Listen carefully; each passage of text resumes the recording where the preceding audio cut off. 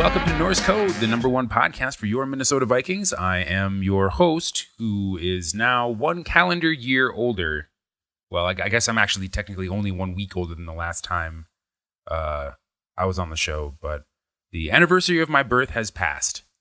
And I'm here with generally useful human, Vikings blogger extraordinaire, Arif Hassan. What's your story, Roundy? It's a good movie, man. I'm good. Just installed a new cooler into our computer, and it's a little louder than anticipated. But happy to have new hardware. Love geeking around. So, have you had an opportunity to go into the BIOS and try to set your variable fan speed so that it balances itself out, or is it brand new, or is it installed and fully configured? No, it's brand new. I mean, I did go into the BIOS a little bit because one of the liquid cooler pumps is operated by a CPU fan header, so I have to set that to 100%, even though it's not a fan. Oh, because otherwise it won't. So I had to mess around a little bit, but I haven't optimized anything. All right. Well, best of luck with that. You sound fantastic as ever. So, in fact, I actually thought you were at the radio studio where you now occasionally perform the podcast from. So kudos to you excellent. and your nerdery. Joining us this week is the managing editor of the hated SB Nation blog, Acme Packing Company. However, he's got a fantastic name. Tex Western joins us. How are you doing, Tex? Well, this is uncharted territory for Packers fans, at least in the last decade. So, that's a little bit of a loaded question, but I think I've made peace with the fact that the Packers are eliminated from the playoffs, hoping that we see a few changes this offseason. Other than that, things are going great. So no suicide watch, at least not today. No, not over here. Not at least as far as I'm concerned. I grew up with bad Milwaukee Brewers baseball for decades as a kid, so I'd like to think that I know a thing or two about how to handle supporting a losing team. No stranger to disappointment. Yeah, trying to handle it with class, and we'll play out these last 2 games. Hopefully, we'll play a little bit of a spoiler for some NFC North rivals, and go into 2018 and have some big improvements on the roster. Is Dom Capers on suicide watch? If he's not yet, the numbers on third downs in the red zone should put him there. It's been ugly, and this defense is too talented in my view to have played as badly as it has. There's plenty of talent on this team, but those situational numbers are about as bad as you can imagine, and that kind of speaks to coaching, I think, more than anything else. Yeah, we were talking a little bit about that in pre-show, but before we dive into the rest of the interview, I did want to take a second and thank Christian Nielsen, who has contributed to the show in the past and now has become our latest recurring contributor with a $5 monthly Patreon contribution. We will ship your sticker post-haste. Get it? It's oh my God. Patreon.com/NorseCode or paypal.me/NorseCode if you'd care to throw a few bucks in the tip jar. Remember, the number one podcast for your Minnesota Vikings this holiday season. We are grateful for each and every contribution that comes our way, and even though our content delivery network recently confirmed to us that they actually have no way to tell us how many people download our show, we are confident that the community we have built is a long-lasting one with a lot of regular members and fans, and we love each and every one of you for listening to the show. And if you feel similarly, please consider throwing a few bucks our way. So on to the game. All right, yeah. No, let's. We talked a little bit about, or you talked a little bit about the defense, but I mean, it's just kind of like a fascinating subject, right? Because you mentioned something that I think is really true, is that there's actually a lot of really talented players on that Packers defense. I think Clinton-Dix is talented. Blake Martinez is showing out. I didn't think he'd ever be good. And he's in the top half of linebackers in the NFL. Obviously, Mike Daniels. and Kenny Clark are talented. Nick Perry certainly has talented. Morgan Burnett is talented. I think you can get something from Demarius Randall. I don't like. What's happening? Why is it maybe the worst defense in the conference? It's so much of it, I think, goes back to it's some of those situational opportunities that the Packers can't get off the field on third downs. And once a team gets in the red zone, they're getting points. End of story.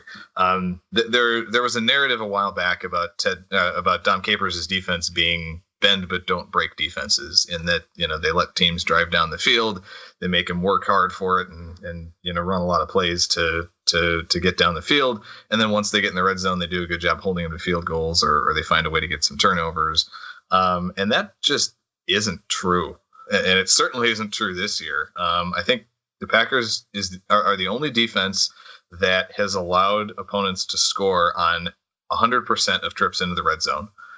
Good God. Yeah, it's mind-numbing. I saw a stat this afternoon that the only team to allow more passing touchdowns since the beginning of 2016 than the Packers is the Cleveland Browns. They let the Browns, I think, convert like 65% of their first downs, or their third down opportunities when they played them 2 weeks ago. And I think, a lot of it, I think, does boil down to the coaching staff. Tramon Williams talked about it a couple years ago after he left Green Bay, about how Dom Capers likes to run a very complex, multiple defense, and it just doesn't seem to jive with Ted Thompson's player acquisition strategy. He's so focused on bringing young players in, the draft and develop philosophy, don't really go outside of the organization to get free agents from other teams. And when you're constantly turning over young players through that system, you kind of need to run a little bit of a simpler scheme that doesn't require as many checks and complicated coverages and things. And I think there's a disconnect there. So personally, I've been loath to call for anyone's firing in the past. But I think the Packers missing the playoffs this year for the first time since 2008. It's a clear sign that something needs to change, and it's not just because Aaron Rodgers broke his collarbone that this team has struggled. There are, I think, fundamental problems with the scheme and the attitude on defense. Do you think if Rodgers was healthy, you'd be having similar conversations? I mean, like, obviously, only team to allow every red zone trip to turn into a score, which, so, I mean, some of that has to be luck. I mean, we've got a pretty bad kicker.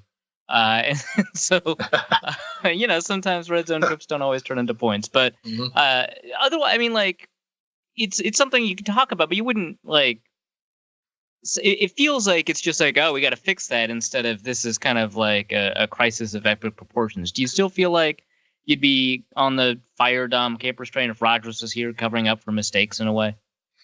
Well, it's a tough question. We've kind of seen this story a little bit before in the last few years. And I think just over time, it's been building and building. And I think this season is probably going to be the straw that breaks the camel's back on that. But it's, even with Rodgers these last couple of years, the Packers have found ways to win 10 games in spite of the defense rather than because of it. Last year, I think Capers kind of got a pass because he cobbled together a group of young, undrafted cornerbacks into something that almost sort of resembled a functional secondary at the end of the season, just because of how many injuries were taking place in the back end. And they were able to, thanks to some of Rodgers' playoff magic, find a way to get to the NFC Championship game where they just got completely dismantled. And the rumblings have been there about this for the last couple of years, is I guess what I'm trying to say. And if they had won another 10 games and made the playoffs, I think those rumblings would still be there. They might have gotten a little bit louder based on the performance this year. But I think as far as Mike McCarthy goes, maybe this is the wake-up call that he and Ted Thompson need to make a change. So I was talking to Peter Bukowski, who has drawn some polarizing opinions from NFL fans and Packers fans, but He said something that I thought was pretty interesting that I wanted to run by you. So if you stack up player by player the Vikings defense against the Packers defense, you'd probably only find two areas where the Packers individual player kind of outdoes his counterpart. And Bukowski said that would be Morgan Burnett over Andrew Sandeo, which I think is pretty fair, although I think that's also arguable. And then Mike Daniels over Tom Johnson, which is a little bit more than fair. That one's pretty clear. Do you feel the same way? Do you think that that's, despite how much talent there is on the defense, that there's just kind of this big mismatch? I mean, they're not matching up against each other, but still like a big kind of mismatch in terms of their ability? Yeah, it's something that Peter actually wrote for us at Acme Packing Company today, and so he kind of goes by it or goes through it player by player, and those are the only two that you look at the roster and say yes, without a doubt, or at least you feel pretty confident that the Packers have the edge at those positions. I still think, and especially the way he's played over the last maybe 6 weeks or so, I think Demarius Randall is on the upswing. He basically shut down Devin Funchess and Josh Gordon in back-to-back games. So he's certainly playing better after the whole benching saga against the Bears in week 4, and there's a whole bunch of drama around that. But since then, he's played really well. So he's a solid player. I think somebody you can work around and build something around, and as far as the secondary goes. But yeah, you look at every other position and you think, yeah, well, Danielle Hunter and Everson Griffin, they're playing a heck of a lot better than Clay Matthews and Nick Perry right now as edge rushers. As nice as Blake Martinez has played, maybe he and Eric Kendricks are kind of a wash, but then Anthony Barr certainly is a better off-ball linebacker than anybody else the Packers have. And Clinton Dix has really regressed quite a bit this year compared to the last couple of years. And so, yeah, there's no question you take Harrison Smith over him, for example. So, no, I think his analysis is pretty much spot on. And really, it kind of boils down to the fact that the Vikings have hit on a lot of their high draft picks, spent a lot of them on the defense, but the Packers have as well, and they've struck out on a couple of them, and they've not developed a couple of the guys the way you'd like to see them do so from a team that prides itself on that draft and develop philosophy. Do you think that draft and develop philosophy, where there's just a really restrictive approach to signing free agents, has hurt the Packers specifically when it comes to performance this year? So that's actually funny, because this year I feel like was the first time in a few years where they actually diverted from that a little bit. And at least they did something that I've been kind of calling on them to do for a number of years, which is start to sign a couple of veteran free agents who are complementary pieces. Guys like the Ahmad Brooks signing, the signing of Quentin Dial, Devon House, the ones to kind of plug gaps with veteran players who can pick up a complex scheme. And unfortunately it hasn't worked out, and they've done the same thing on offense with more success. Jari Evans has been a nice pickup to help replace TJ Lang on the offensive line. Lance Kendricks has been, he's a decent number 2 tight end, and then there's the whole Martellus Bennett thing, which right. That's we don't need to get into that right now, but no, they've actually gone out and signed some of these types of players who they haven't gone after in the past, and I really thought that those were going to be good moves. And Brooks has played well, for example, and Dial's been a nice rotational player. So as far as the complementary players, they did a good job mixing those guys in, but yeah, they still don't really go after your high profile starter caliber free agents. And I think there's, at some point, you need to acknowledge that in certain situations you need to use that to complement the draft, to plug holes. And I hope that that's a little bit more the case in 2018, because thinking back, really the only, I think in Ted Thompson's tenure, there's been 3 of those guys that he's signed on defense. 2 of them were in 2006 with Ryan Pickett and Charles Woodson. And then one of them was in 2014 with Julius Peppers. That's pretty much the list of starter caliber free agent defensive players that he's signed in the last decade. So yeah, I think that complementing with starter caliber free agents is the next step to kind of complementing that draft and develop philosophy. Do you feel a little bittersweet that like someone like Casey Hayward, for example, is doing just really phenomenally in Los Angeles? Yeah, that's an interesting one. He and Micah Hyde, a lot has been made about those two guys walking in each of the last 2 years and going someplace else, and now being in the Pro Bowl. It's interesting because I think that's a utilization of their talents question. The Packers always saw Casey Hayward as a slot guy, and same kind of thing with Micah Hyde. They always looked at him as kind of a rover, hybrid safety, slot corner, little bit of boundary corner kind of a guy. And they're in much more defined roles now where they're at. Casey Hayward's playing on the outside. He's got a good secondary around him, and he's playing great. Micah Hyde is basically a strong safety, and that's what he does, and he's playing really, really well. And so it makes you wonder, based on what they saw, based on how those players were used, you can't really fault Ted Thompson for not throwing a bunch of money at those two guys, but it's frustrating to watch them succeed in different roles and wonder what if the Packers had put those guys in those particular roles, what could they have been? And that's more what I'm frustrated by with seeing those guys play so well. So with the general talent level on this defense, what kind of a defense does look good? Like, you had the option of hiring a defensive coordinator, but all you could see were general defensive philosophies and maybe kind of the base schemes they tend to lean on. What would you be looking for?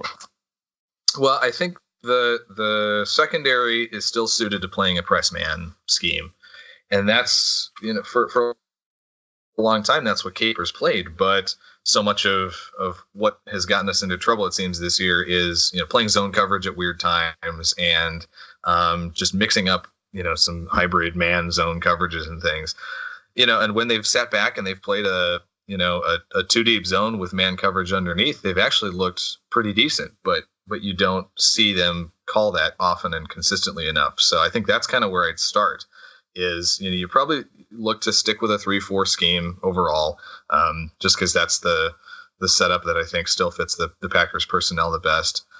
You'd like to see somebody who would actually use a little bit of a base 3-man line instead of using nickel on 95% of your team's snaps. And then, line your corners up, play some man, play some press, and let a guy like Demarius Randall do what he does best. All right, well, let's talk a little bit about the matchups before we move to the other side of the ball. So Adam Thielen made the Pro Bowl. Stephon Diggs, I think, is maybe even a more talented receiver who hasn't had kind of the production resume to make the Pro Bowl this year. But kind of regardless, it feels like they're the best or in the top 3 as a receiver pair in the NFL. When you take a look at that kind of matchup, how do you think they match up with the Packers corners? I don't know who the other corner is right now. I'm blanking. You can be forgiven for that because it's kind of been a corner by committee on the other side of Randall. Devon House looks like he's probably going to play after messing up his back 2 weeks ago. So he'll probably get the start. And then if he either doesn't play or something happens, it'll probably be Josh Hawkins, who's a second-year undrafted guy. I imagine the Packers are going to match up Randall on one of those two guys, whether it's Thielen or Diggs. My guess at this point, just based on how productive and how good he's been this year, is you'll see Randall on Thielen most of the game. And that's a matchup that I think Packers fans are going to be content with. Thielen he'll have a handful of catches, but I think, the way Randall's played against some really good receivers these last couple of weeks, I'm okay with that. But if that's the case, I'm terrified by whoever has to cover Stephon Diggs, or if it's the other way around, if Randall's on Diggs, I'm terrified to see what Adam Thielen's going to do to this defense. So if you're throwing to the other side, away from Randall and towards whoever's covered by Devon House or Josh Hawkins, that's where you're going to have success in the passing game. That, and then probably over the middle with a Kyle Rudolph, and the Packers have just not been good at covering the tight end over the middle these last couple weeks either. Do you think so? You mentioned that Demarius Randall shut down Josh Gordon. There was obviously a whole thing on Twitter about it, but putting aside the two that they did on Twitter, I also saw some breakdowns on Twitter, so obviously not very comprehensive, indicating that maybe Demarius Randall didn't actually do that great of a job. Deshaun Kaiser was just bad. What do you like? Because, there's a lot of like, oh, wow, he's running wide open, or that was a terrible throw. And, what do you think? Like, do you think that Randall genuinely played at a shutdown level? Do you think that he played at a really good level and then was helped a little bit by sort of Josh Gordon's supporting cast? What do you think about sort of what's kind of emerged from that? Yeah, I think the latter is the best assessment, is that Randall played well, that there were a couple opportunities for Kaiser, and he missed them because he's not any good. I think that's a fair assessment of how that went. The play that sticks out to me in my mind was the interception that Kaiser threw in overtime that set up the Packers winning touchdown. And it was basically it looked like a one-man route where Gordon was running a slant and Randall had just a perfect jam on him at the line, threw him off his route, and you could see as soon as Kaiser realized that he had nowhere to throw, he panicked and started reversing his field, then got tracked down and ended up throwing an interception. That's the play that kind of sticks out in my mind as an example of what Randall can do as a press man corner when his technique is good, when he's got his feet set. So if we can continue to see that out of him and see the type of call where he can press the receivers, I think that sets up as well as you can set Randall up for success. But there were a handful of plays where Gordon probably had him, and yeah, you can look at Kaiser to be at fault for some of those for sure. Let's talk a little bit about the other skill players. So one thing I've been asking my guests is, do you do a better job shutting down runs up the middle or runs to the outside?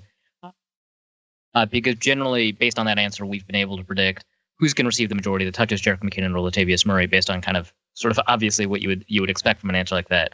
Sure. And so it seems pretty basic. But what are your sort of thoughts on that? Do you feel like Jerick McKinnon to the outside is a bigger threat, or do you think just plugging up the middle, going through Mike Daniels, Kenyon Clark, and Blake Martinez?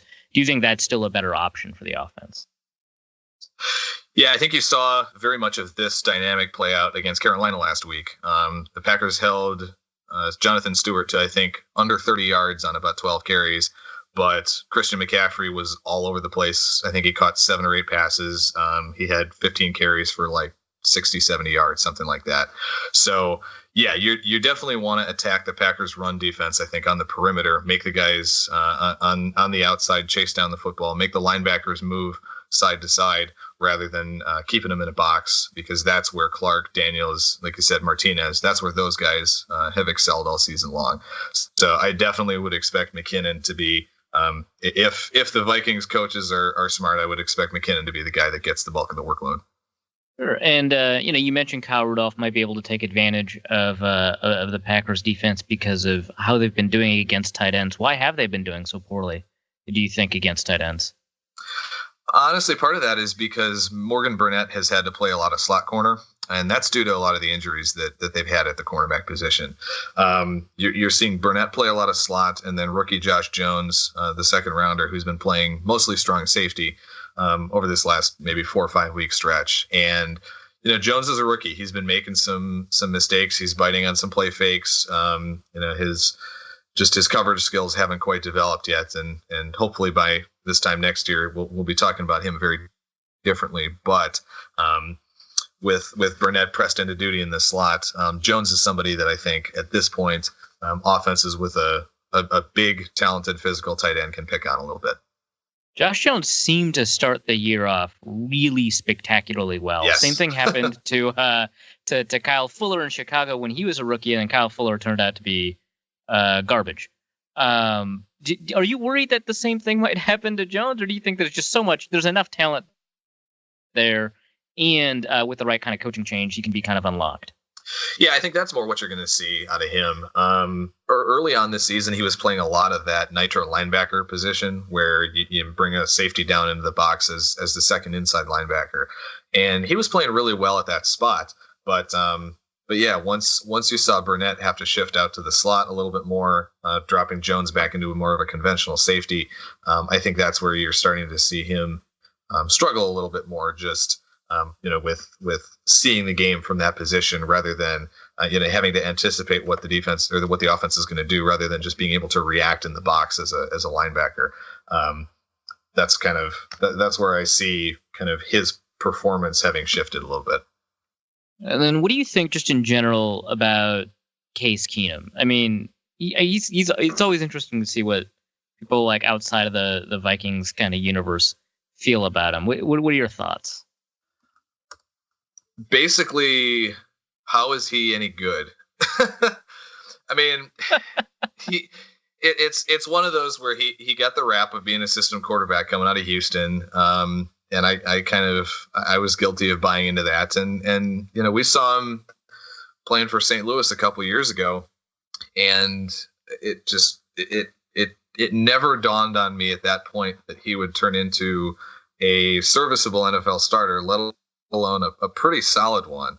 And I think that's how I see him at this point. Is he's a solid, decent NFL starting quarterback, and considering the running backs that Minnesota has, the couple of really good receivers that they have in the defense, that's more than enough to make Minnesota a legitimate contender. So some Vikings fans, we've been talking about the Pro Bowl and Pro Bowl snubs, and I'm sure there's at least one snub from the Packers. Bakhtiari. Excuse me. Fair, actually. Yeah. But a lot of people have been talking about the snubs. I think Harrison Smith, an obvious one. Yep. Linval Joseph, if nose tackles ever make the Pro Bowl. And those are the two that I was kind of focusing on. Some Vikings fans brought up Eric Kendricks. I thought, it's not a really great argument for him. They also brought up Case Keenum as a Pro Bowl snub. And that one struck me. What are your thoughts when you hear, Case Keenum should have been in the Pro Bowl? My short thought is, no, he's not one of the three best quarterbacks in the NFC. Sure. Again, I'll go back to what I just said. Is he's a solid starter. He's not I'm trying to think. Assuming that Rodgers wasn't going to make it, obviously I didn't even pay attention to who the Pro Bowl quarterbacks are in the NFC at this point. I imagine, probably Breeze, Wentz, maybe. Breeze, Wentz, and I think Russ. Okay. Yeah. So I don't think I wouldn't put Keenum in ahead of any of those three guys personally. I think you've certainly got an argument for him to be an alternate if one or two of those guys drop out. I think that's valid for him to be like an injury replacement or something. So maybe he gets in that way, but no, that's kind of where I'm at. Yeah, I'm not gonna argue that. I think maybe Stafford and Matt Ryan probably deserve it even more than Keenum does as alternates too. So I think there's kind of a hill to climb for him. Yeah. Okay, so the last matchup before we switch sides of the ball is that defensive line. I've talked about it a little bit against the Vikings offensive line. They've been pretty boomer bust on the offensive line. They've given up a lot of tackles for loss, a lot of sacks. They've given up a lot of pressure. Well, not a lot of sacks. A lot of pressure that should be converted into sacks if it weren't for some crazy black magic that Keenum has. But they've also broken open some huge runs. You see Pat O'Flynn down the field on screens on big runs kind of all the time. Nick Easton's kind of the same way. Mike Remmers has had some really good games. He's had some really bad games, just like 2015 for Carolina. And Riley Reiff, when he's been healthy, has been solid, and Joe Berger's been solid. But for the most part, it seems like a boomer bust, offensive line. What do you expect out of the Packers defensive line? Well, I think you're going to see a lot of the same type of performance that we've seen most of the year. Is again like they did in Carolina. They'll stop the run up the middle. They'll have some issues getting to the perimeter. And it's a front seven that can be beaten with misdirection, screens, counters. You tend to see this defense overcommit sometimes in the pass rush, and they've really been burned on some screen passes throughout this season. So that would be something that I would expect a pretty fair amount from Minnesota on offense this week to try to take advantage of a little bit of over aggressiveness by the Packers front. All right. Well, let's. Well, actually, I do want to ask one more question before we switch sides. Who worries you the most on the Vikings offense going up against this defense? Is it like, are you just mostly worried about whoever's going to line up opposite potentially, Hawkins, or are you like the scat back running backs are really just a huge concern. I'm scared of Jerick McKinnon. What's kind of your biggest concern? It's whichever receiver doesn't end up against Randall. That's actually a pretty easy call for me at this point. House, even if House does play, he's going to be banged up. I mean, he messed up his back. He's had shoulder and knee issues and stuff all season long. And Hawkins is a burner. He's got some great speed, but his coverage skills and ball skills are not there yet. So, but a close second would probably be McKinnon getting to the edge. All right. So let's talk about Brett Hundley. I don't know who he is. I mean, the Baltimore game, 0 touchdowns, 3 interceptions, 6 sacks. Pittsburgh game, 3 touchdowns, 4 sacks. Adjusted yards per attempt of 11.7. Chicago, adjusted yards per attempt of 9.28. He's had 3 games above a 100 passer rating. He has also had some catastrophically bad games, including, you'd think, the one against Tampa Bay, but at the end, it kind of all worked out anyway.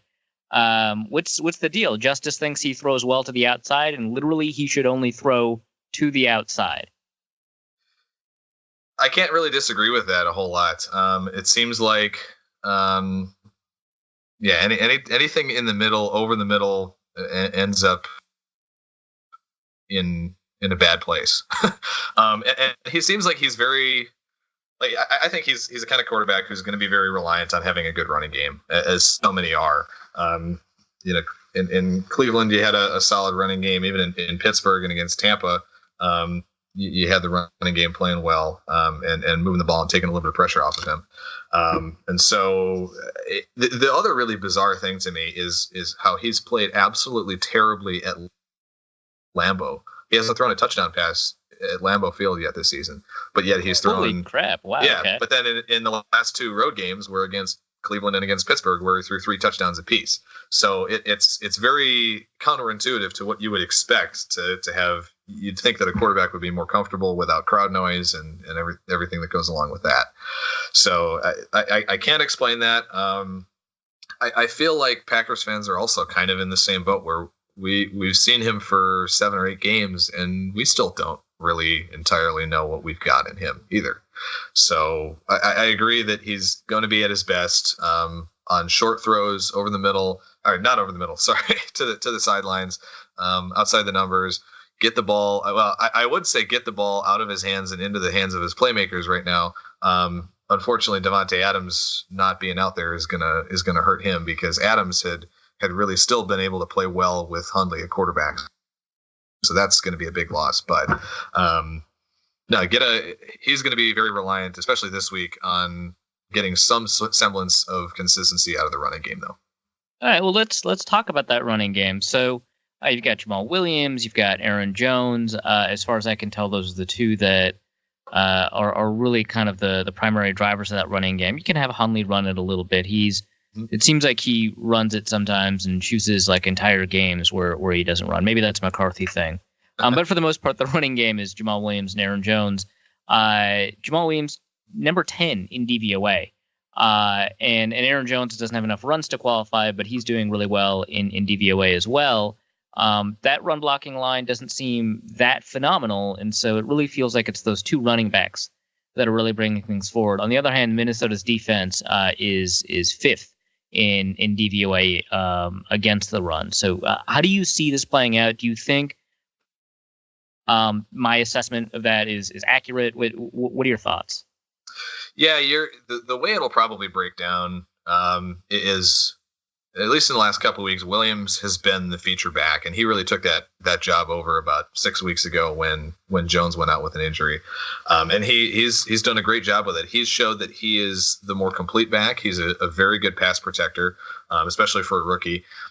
He's demonstrated that he's a solid receiver out of the backfield too, and he runs angry. It's a cliche, but it's kind of true. His legs are always moving.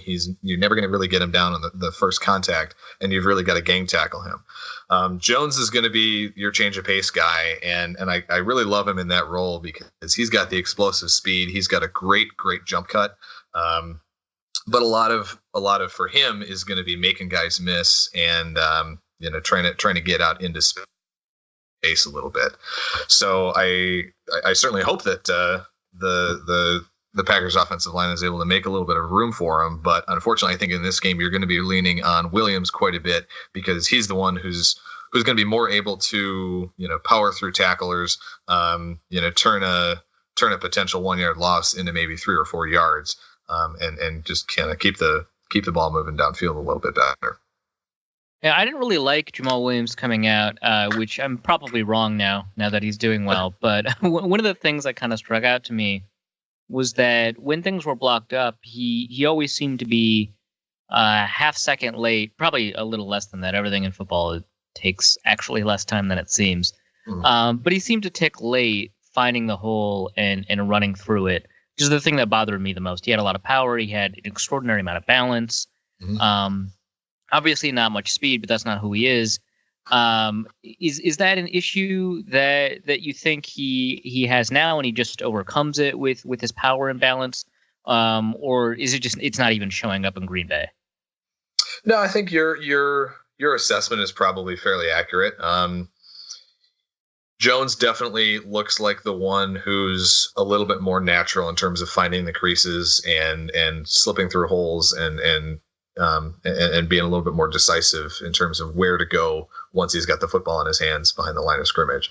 And yeah, Williams, a lot of those runs are, he's the kind of guy where I feel like if he should be stopped for no gain, he'll get you 3 or 4. If you think he should break it out for, 7 or 8 yard gain, he might get you 3 or 4.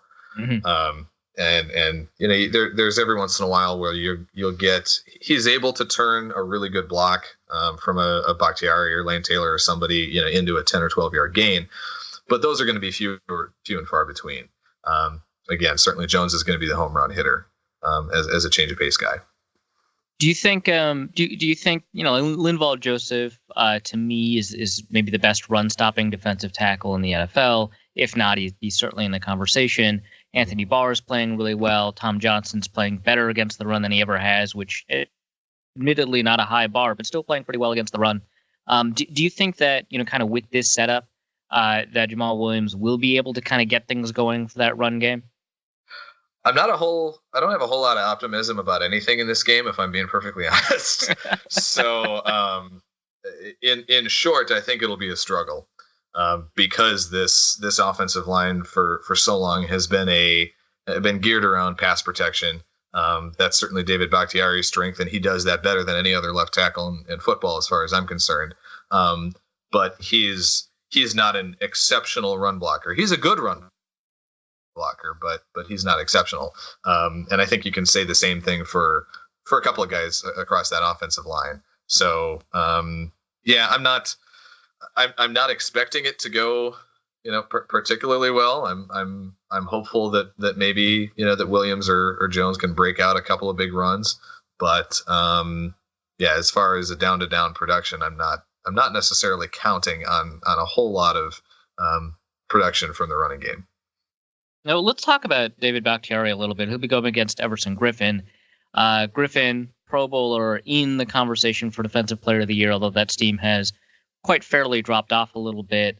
PFF, he's graded at a 91. Bakhtiari's graded at an 89.1. They're essentially tied, except one of them gets the blue designation, one of them gets the green designation. Mm-hmm. What do you think is gonna be the result of that matchup? And of course, you can take into account maybe Brett Hundley holds onto the ball too long or runs into sacks or whatever. But what do you think is going to be kind of the outcome? Well, PFF also noted that Bakhtiari has given up 6 total pressures all season long. And that's even with, and he missed 3 or 4 games early in the season with a hamstring injury. So it's a fake number. Okay. Yeah. Fake number. Cause he's still, right. just 6 pressures in just 10 games, but no, I mean, he's as good as it gets as far as a pass protector. And Griffin's too talented, I think, to hold him off the board entirely. I mean, he's still gonna make an impact, but I think Bakhtiari, from what I recall, has done pretty well against Griffin in the past, in general. And I think he'll do more than enough to at least give Hundley an opportunity to make some plays. Now, whether or not he's going to be able to do that, that's obviously a different story. Do you think the rest of the Vikings defense is going to get there? As it feels like Hundley's been taking a lot of sacks. Yeah, the matchup that I think favors Minnesota much more is Hunter against Jason Spriggs on the right side, because Brian Bulaga's out for the year. So Spriggs was awful in the preseason. I mean, there's no other way to put that. And he's been better since he moved into the starting lineup a couple weeks back. But certainly is nowhere near the level of a Bakhtiari or even on that side. He gave up back-to-back sacks on 3rd and 4th downs to basically kill a comeback attempt against Carolina last week. So that's where I think that you're going to see a lot of pressure coming from the right side of the Packers offensive line. What happened with Spriggs? I felt like when Spriggs first started playing, he was playing pretty well. Am I wrong? What happened? No, last year he was okay. He got thrown in. He played a little bit of guard when TJ Lang was banged up. He played a little bit of tackle with Bulaga's spot, and then for whatever reason, I don't know what happened. I mean, he's a great athlete. That's certainly one of those things that Tim Thompson loves in his offensive linemen. He needed to bulk up a little bit this off season, and I don't know if he lost a little bit of his quickness when he did that. Maybe that's partially responsible. I'm not sure, but it looks like his technique had really regressed in the preseason. And he definitely just looks more comfortable on the right side. And I think that might be part of it too, is he was playing left tackle most of the time in the preseason. Just did not really look comfortable at all. So I think you look at him as a right tackle for the most part moving forward. Sure. So let's talk about those receivers. So Devonta Adams is not going to be playing in this game.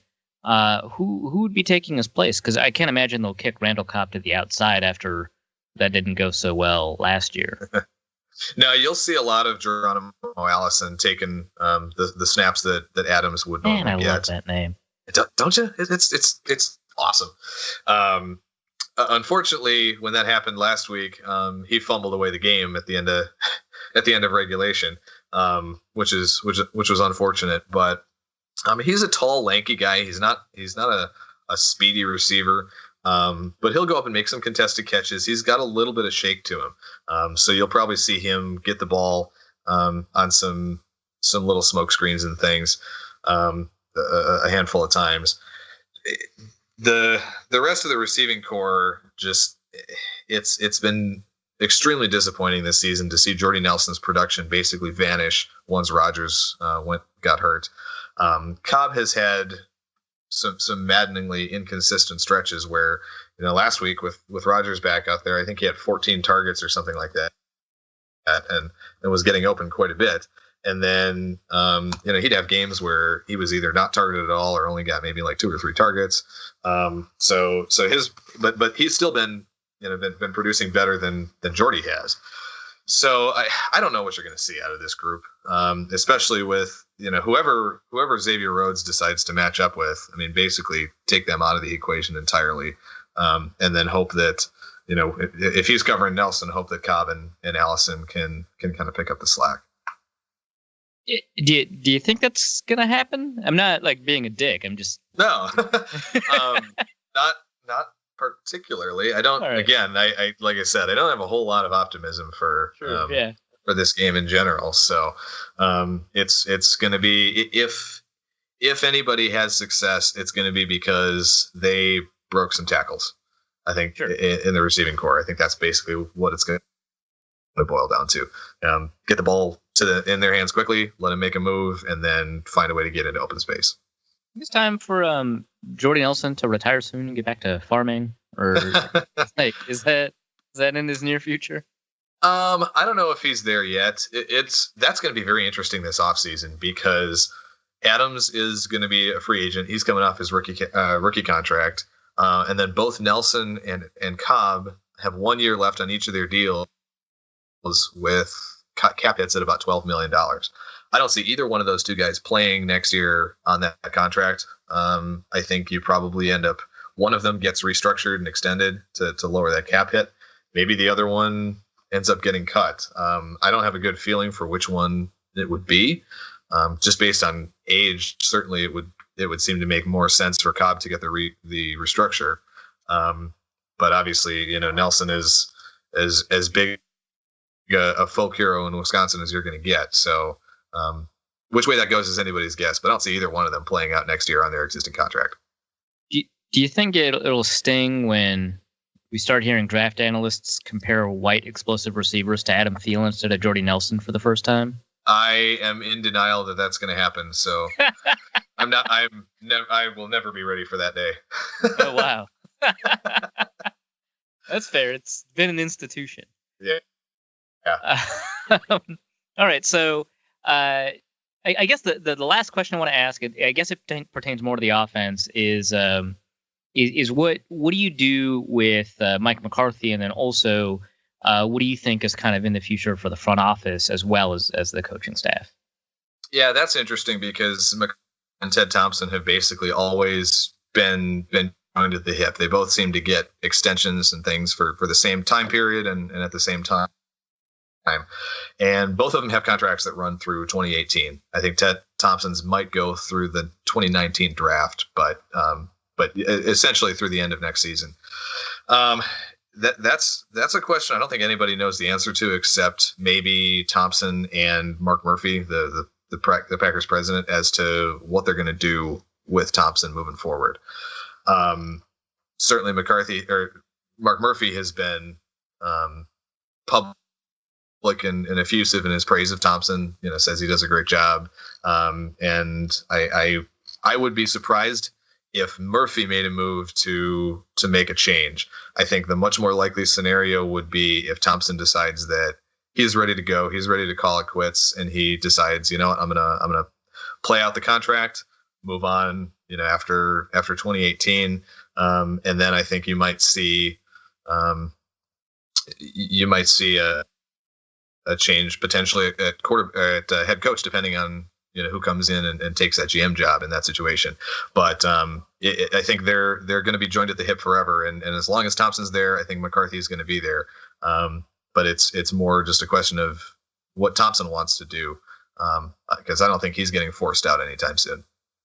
Does if Thompson decides to leave either this year, next year, whenever, is it just going to be Elliot Wolf's job? What's going to happen there? That's the assumption. It certainly seems the natural progression, but they also have to get through this offseason and keep him around too. I mean, he interviewed for one or two jobs. Yeah. Interviewed for a couple jobs last year, ended up coming back. I think with a raise and a new title to show for it. Right. I don't think there's anywhere else they can go with him as far as giving him a fancier title, short of actually making him the GM.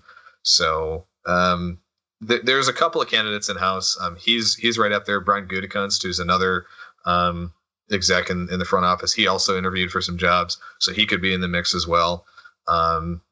The other one that would have been interesting if he was still out there was John Dorsey, but obviously he's in Cleveland now, so that's a different story.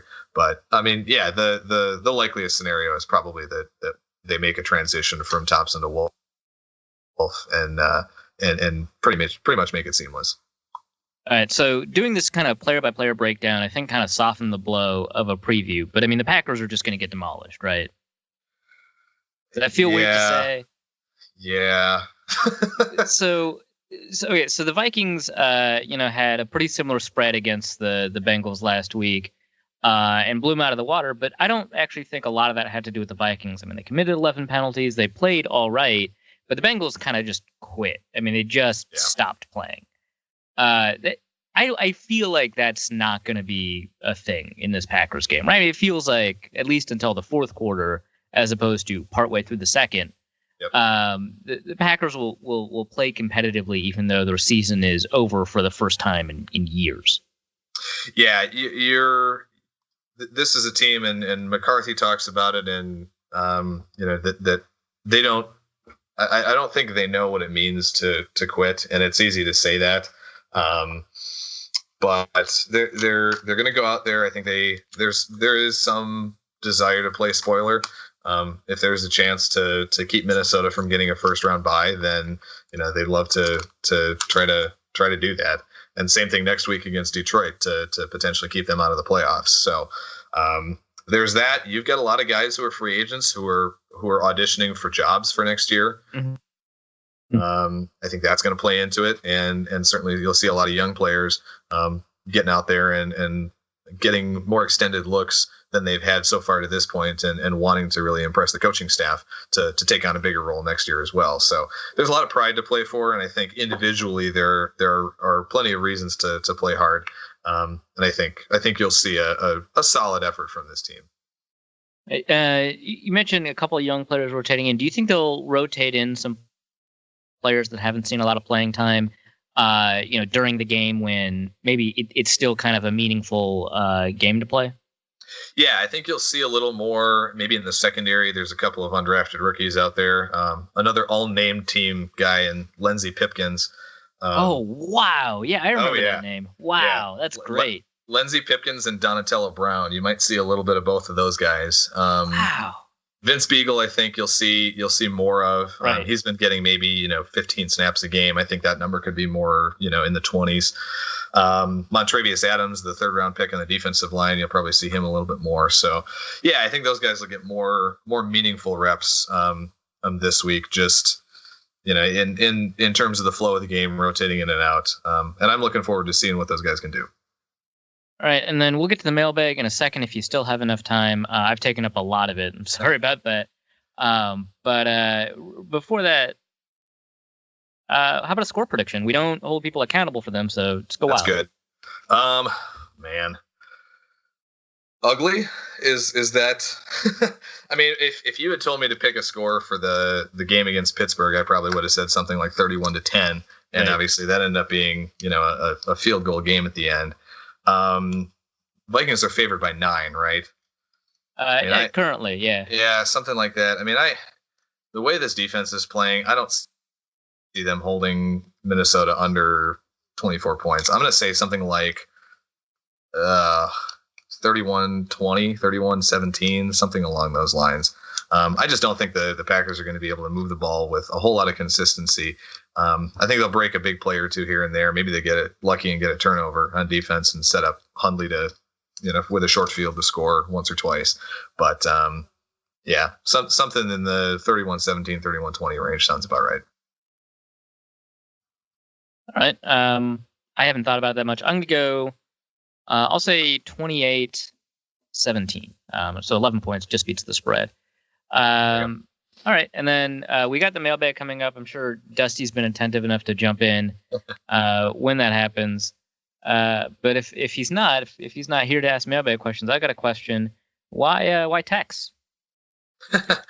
Well, the last name is Western, and it just kind of took off from there in high school. So I had a buddy that thought it would be funny if he started calling me Tex, and it caught on and has stuck with me ever since. All right. So do you have enough time to answer a couple of questions, or should you head out? I got just a couple minutes here. All right. Dusty, you there? Yeah, we got a couple of Packers related questions. Don from Ohio writes in, could you see retaliation by Packers players for Barr's hit on Rodgers early in the season? Could you see them going headhunting on other Vikings players besides Barr? So, no, and the reason I say that is because we saw what happened to Davante Adams when somebody goes headhunting twice this year. And I think with the frustration and angst about that, you're not going to see McCarthy put up with any BS, or dirty plays or anything from the players. I can't say anything for the fans. I know there's still a lot of ill will from Packers fans towards Barr and company. I'm sure there will be an interesting drive into the stadium when they're coming out on the bus. But as far as the players go, no, I don't anticipate anything dirty or anything inappropriate going on. Well, I would personally like to think that Green Bay fans are at least slightly more civilized than Florida fans. I hope so. Kyle Slaby writes in, do the Packers give snaps to Callahan just to see? It was funny. I was talking to this with some of the other APC guys this week, and there's a small but loud section of Packers fandom that thinks Joe Callahan is a Brett Favre in the making. And I would almost love, if this gets to be a blowout, I would love to see Callahan come in and show that he is definitively not as good as Brett Hundley, that he is definitively not an NFL caliber quarterback, just to shut those people up. I don't believe in Joe Callahan. He's a nice guy. He did some great things in college. I don't think he is fundamentally an NFL caliber quarterback. And the only way that anybody is going to be convinced of that is if they do see him play poorly. I kept saying throughout this whole time, when Hundley was out there and people were calling for Callahan, it could be worse. It could be worse. And then Nathan Peterman came in for Buffalo and proved me right that it can be worse. So that's where I'm at on that. In a scenario, let's say Brett Hundley, has to leave the game for some reason. Doesn't have to be injury related. But if Callahan comes in and the game is still meaningful and he outplays Hundley, what would go through your mind? And it is that, implicates the coaching staff, or, well, this is weird, but that's not going to sustain itself, or holy crap, the Vikings defense is pretty good. This is pretty important, or, beginner's luck. Like, how you process this? My first process would be to question what I think I know about what makes a quarterback good. Wow. And second, it would be probably shock more than anything. I mean, I don't know. I would need time to process it. I don't know how I would react to it in the moment. Sure. And that's probably it for all the Packers specific stuff. Is there anything coming up at Acme Packing Company that you would like to plug, or anything that you're doing for non-Packer blog purposes? Well, apparently we're going to have draft coverage coming up quicker than usual this year, so that'll be exciting. But why? No, there's one series that one of our guys, Paul Noonan, has picked up on, and you guys might have seen this today or yesterday. But what he's been doing is going through every opposing team's pro shop and finding some of the most ridiculous items in their pro shops that he can possibly find. That sounds awesome. What did they find for the Vikings? This week's was a doozy because he found a pink girls toddler T-shirt that said "My crush is Adrian Peterson." No, what? I was actually, as soon as you said pink, I was like, "Oh, it's going to be a child's Adrian Peterson."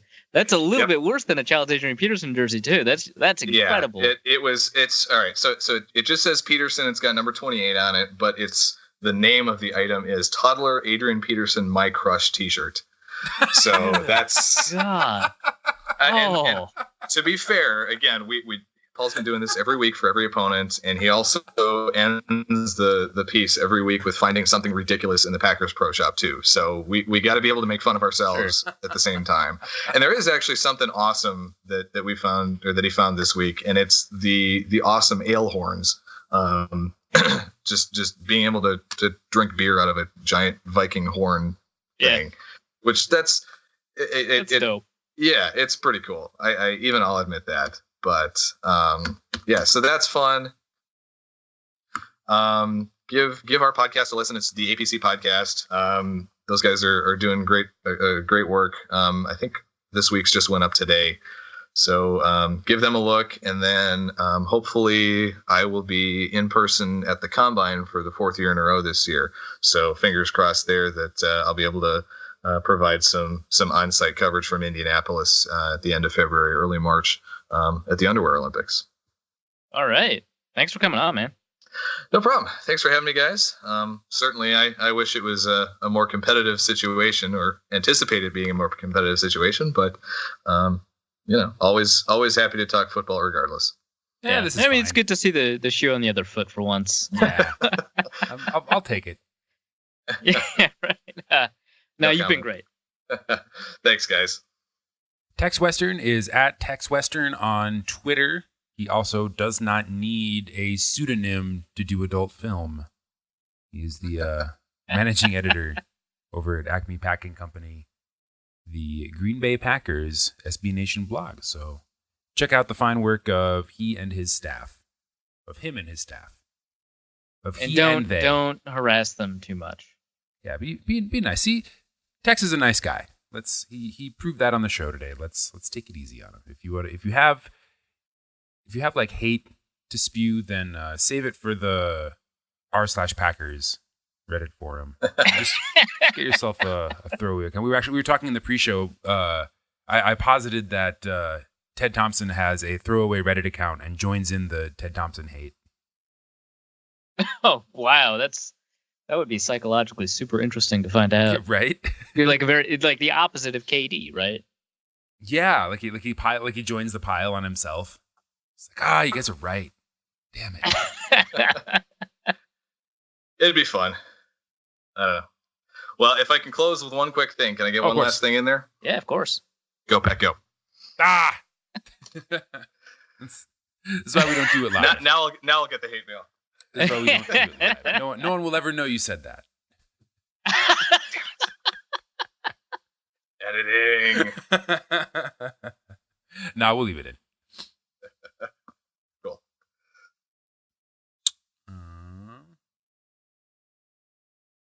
So turning our heads back to the Vikings portion of the mailbag, so we've got two sections of mailbag. We have a handful of questions from the same people, and some of them are Christmas related, so I kind of separated those off from the football questions. So football first. Zen Cupid writes in, what are the chances that the Vikings bring Bud Grant to Lambeau as an honorary captain just so he can walk out in a polo again? I think actually pretty low. I think that they're going to save him for the Super Bowl. Ooh. You only get so many like Bud Grant public appearances before he like dries up and blows away. So they gotta exactly. Keep him you in the gotta humidor deploy until them the Super effectively. Bowl. Kyle Slaby has a follow-up question to the Callahan question. Would you sacrifice one defensive Pro Bowler to guarantee a first-round bye, or would you rather the entire team stay healthy but lose the number 2 seed? Oh wow! I get to pick the Pro Bowler, right? Let's see, who would I pick? Well, and you can also assume, for the purposes of this question, that Joseph and Smith get a fair shake and get voted in as well. It's just one game. A player of the caliber of Rhodes and Barr, and obviously Harrison and Linval and Everson, they're pretty high. So I trust them to be able to beat whoever the wild card is, be it the one NFC South opponent or the other NFC South opponent. No, I wouldn't do it. Yeah, I mean, if we're going to make a deep run, I don't want to sacrifice one of our, best players just so we don't have to play the NFC South. Right, yeah. Luke Braun writes in, does Rhodes shadow Jordy if Devontae Adams is out, or just play sides? They may play sides, but I think he'll shadow Jordy. They have been playing sides a lot, like when there hasn't been a clear good receiver, like against Chicago, for example, they just played sides. But no, I think he'll shadow Jordy just because, I mean, how much of a threat is Geronimo Allison really? Like, I think if you can just negate whoever the top receiver ends up being, then you're in an even better spot. Corey Rugg has an interesting question. Is the Vikings defense copyable across teams, or are there specific players we have that make this defense specifically great? And if it is a successive system, which teams do you think start building Zimmer-esque defenses in the years to come? I think Cincinnati's actually proven that it's not super copyable and that you do need some key players that have unique talents. I think one of those things is having those middle linebackers who have the ability to get to the edge and either shut down a screen or prevent sort of those runs to the outside. It's really important that they have the enormous athleticism that like Anthony Barr and Eric Kendricks have to be able to kind of drop into coverage or get to a screen or whatever because of how close to the line of scrimmage they often end up being. The Bengals try it, but they don't do it with speedy linebackers and they get destroyed. And so you can do it. I mean, I think that, the Steelers, for example, they've got Ryan Shazier. They may be able to kind of craft a somewhat similar system. If the Seahawks weren't so committed to the cover 3 that they have, I could see them come up with a similar system. The benefit of both of those teams, they also have a really good nose tackle. And that's what Linval Joseph, does for the Vikings. And that's really important, too, because it changes the blocking math and allows those linebackers to get to players quickly. And I think those players are really key to the system. It helps to have a player like, for example, Harrison Smith and Everson Griffin. And they have qualities that kind of enable the defense. Harrison Smith is unique enough that they've changed the nature of the Mike Zimmer defense to be more versatile in the back end. But that's not like a requirement for it to be recognizably, a Zimmer defense. And you can kind of craft around that because I don't think anyone else has a Harrison Smith style safety. And so that part of the defense is not super copyable, but you get physical corners. Those exist. Obviously not as many to the caliber of Rhodes or anything like that. And you get, defensive ends that are both good against the run and against the pass. That's a thing that you can do. But at the front end, you need the linebackers that the Vikings have. Some teams have it. At the back end, you can't really because Harrison Smith is just so different. So you pretty much do have to have like a historically great player in a couple of positions in order to make it work. Well, yeah, I think that the way that the Vikings run it, I think that kind of if you boiled the Mike Zimmer defense down to a couple of essentials, maybe you don't need historically great players, but the way that they've crafted the defense as it stands now to really take advantage of what Harrison Smith can do and to really take advantage of the fact that both defensive ends are really good against the run and stuff like that. It's good luck. Justin King writes in, do you think it's reasonable to assume that Teddy starts versus the Bears? No, unless the Eagles win against the Raiders. This way, I think it's the Raiders because the Vikings are in the hunt for the number 1 seed. So if the Eagles, win and the Vikings win, the Vikings are basically guaranteed the 2 seed unless a couple of things happen in the NFC South. So cheer for the Falcons as well because if they win both games, it doesn't matter. But in the Buccaneers this week, a lot of people say that you should cheer for the Saints because then the Saints end up becoming the NFC South champions, and that prevents the Panthers from competing for the number 2 seed. And I get it. Whatever. If the Vikings win out, they get the number 2 seed. If they win this game, the odds of that increase pretty substantially. But I still think that because they'll be hunting the number 1 seed and because there's a chance they can lose the number 2 seed, that they'll actually attempt to meaningfully play the Chicago game. And Ian writes in, assuming we lose Shermer, who would you like to take over?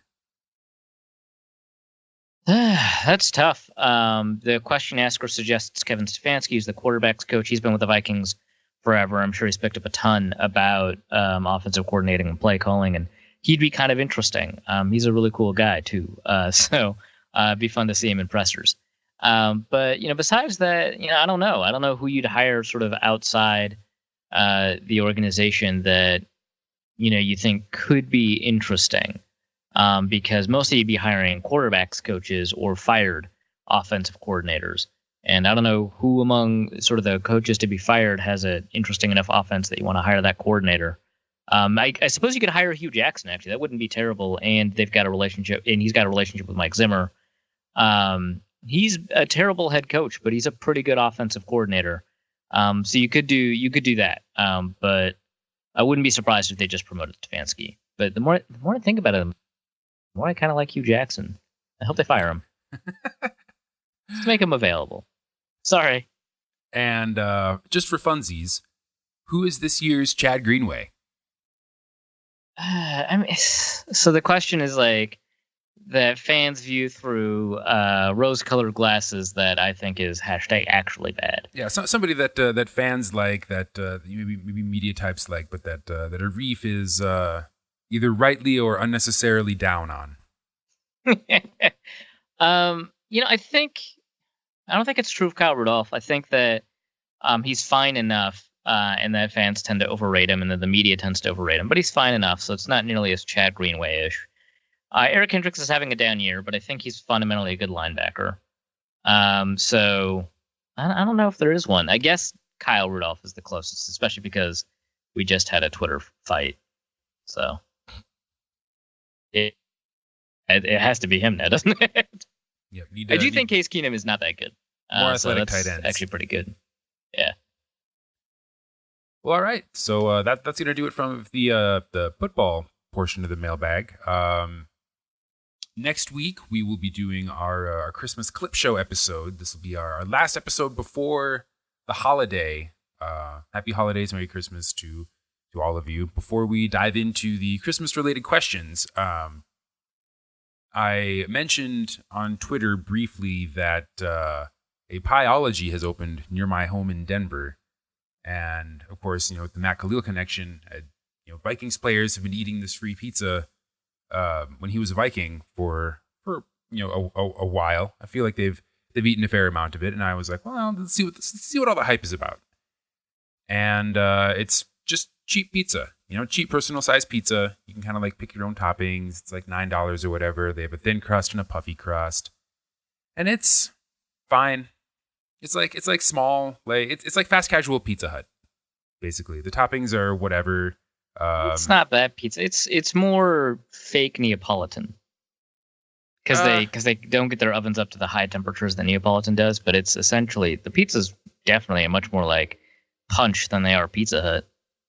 Well, all right, but so I got the puffy crust, which comes in like it's very like hand tossed, like slash pan style. The thin crust, yeah, is a little bit more like Neapolitan style, but my opinion is colored somewhat because there's an actual there's a place that does the same thing that Pieology does, called Pizzeria Locale, that was actually like bought by Chipotle a couple years ago. They started in Boulder and they expanded a little bit, and now they're going to be like a national chain soon. But they do actual like legit.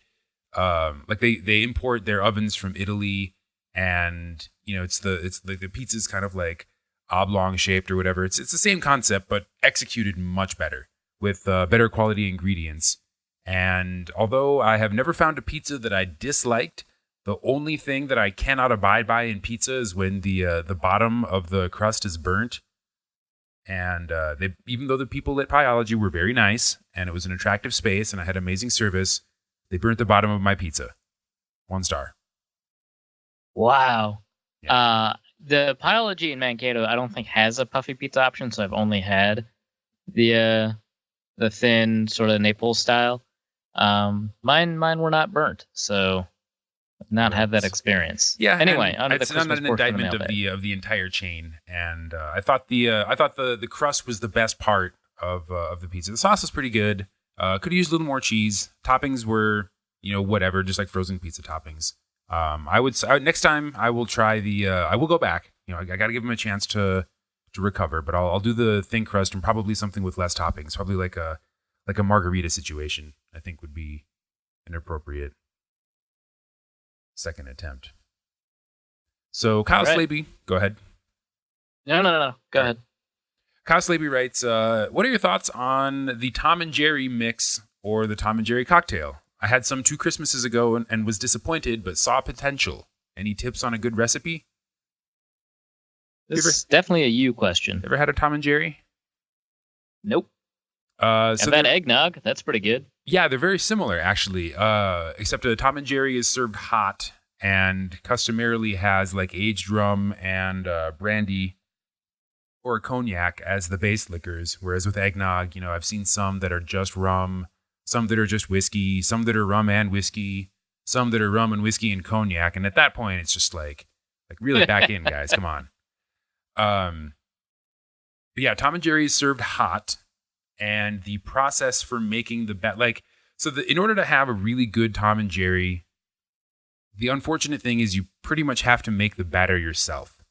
And making eggnog batter is a big enough pain in the ass, but making Tom and Jerry batter is an even bigger pain in the ass because you take butter and egg yolks and some spices and mix them together. But you separate the whites from the yolks, and then you whip the whites into stiff peaks and add it back to the yolk and butter mixture until it becomes like a uniform thickness. So it's thicker and richer and airier at the same time than eggnog base. And then, you just like add like a spoonful of this elaborate mixture to your mug, and then booze and hot milk, or if you're a heathen, hot water, basically to order. So not only is there a multi-step, time-consuming process where you separate eggs, do stuff to both the yolks and the whites, and then recombine them, but each drink has to be built by hand in the cup. Now, the resulting concoction is delicious. Is it worth the amount of time it takes to make? Not when you can make eggnog and like add the booze in immediately and then let it sit in your fridge until party time. If you're gonna have one or the other, I would say eggnog. But a good Tom and Jerry is delicious.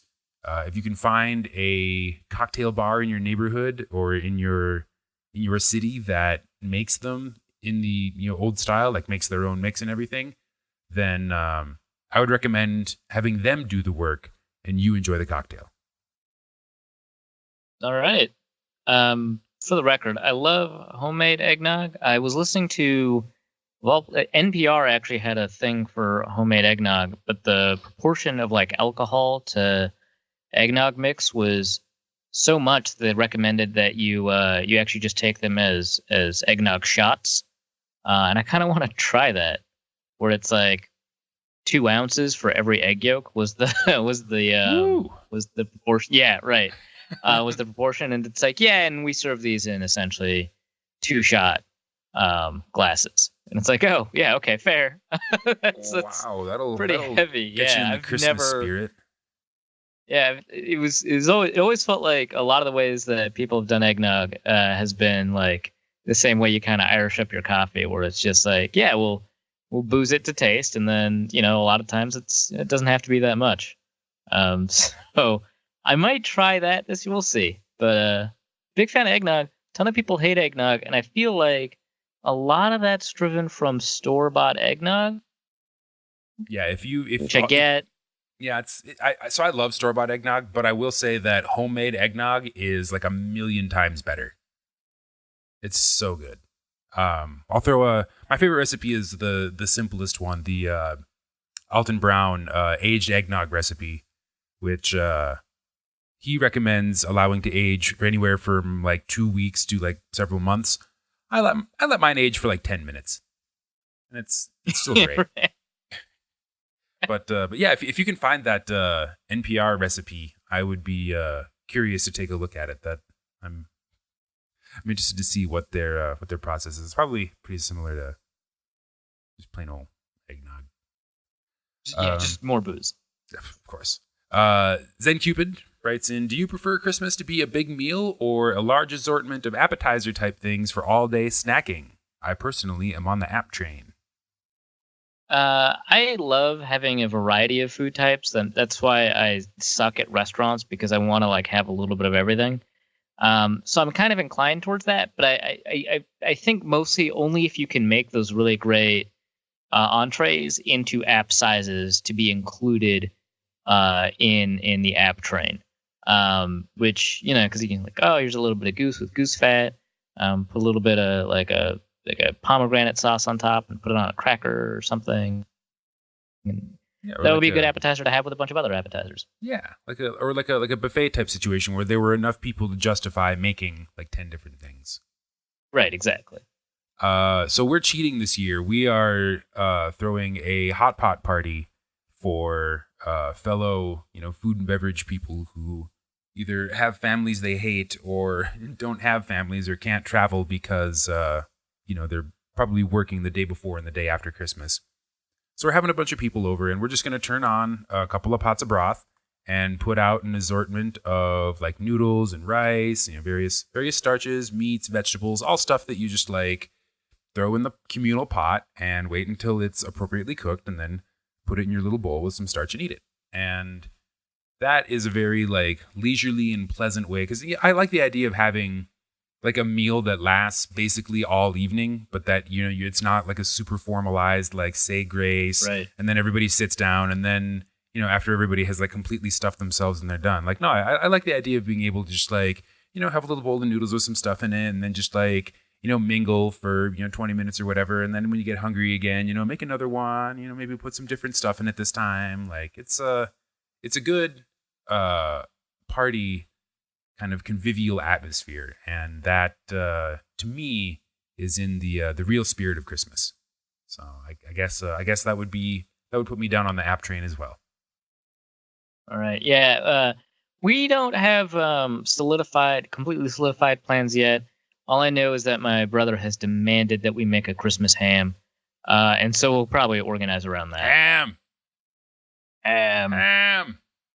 Just get him a CJ Ham jersey. Like, I thought that's what you asked for. You wanted ham. There you go. You said ham into the phone. You would be so befuddled. What do I do with this? I can just see him like putting it on his head, like trying to wear it like a headscarf. Like what? Why is there a number? Should the number be showing? What's this number shaped pattern?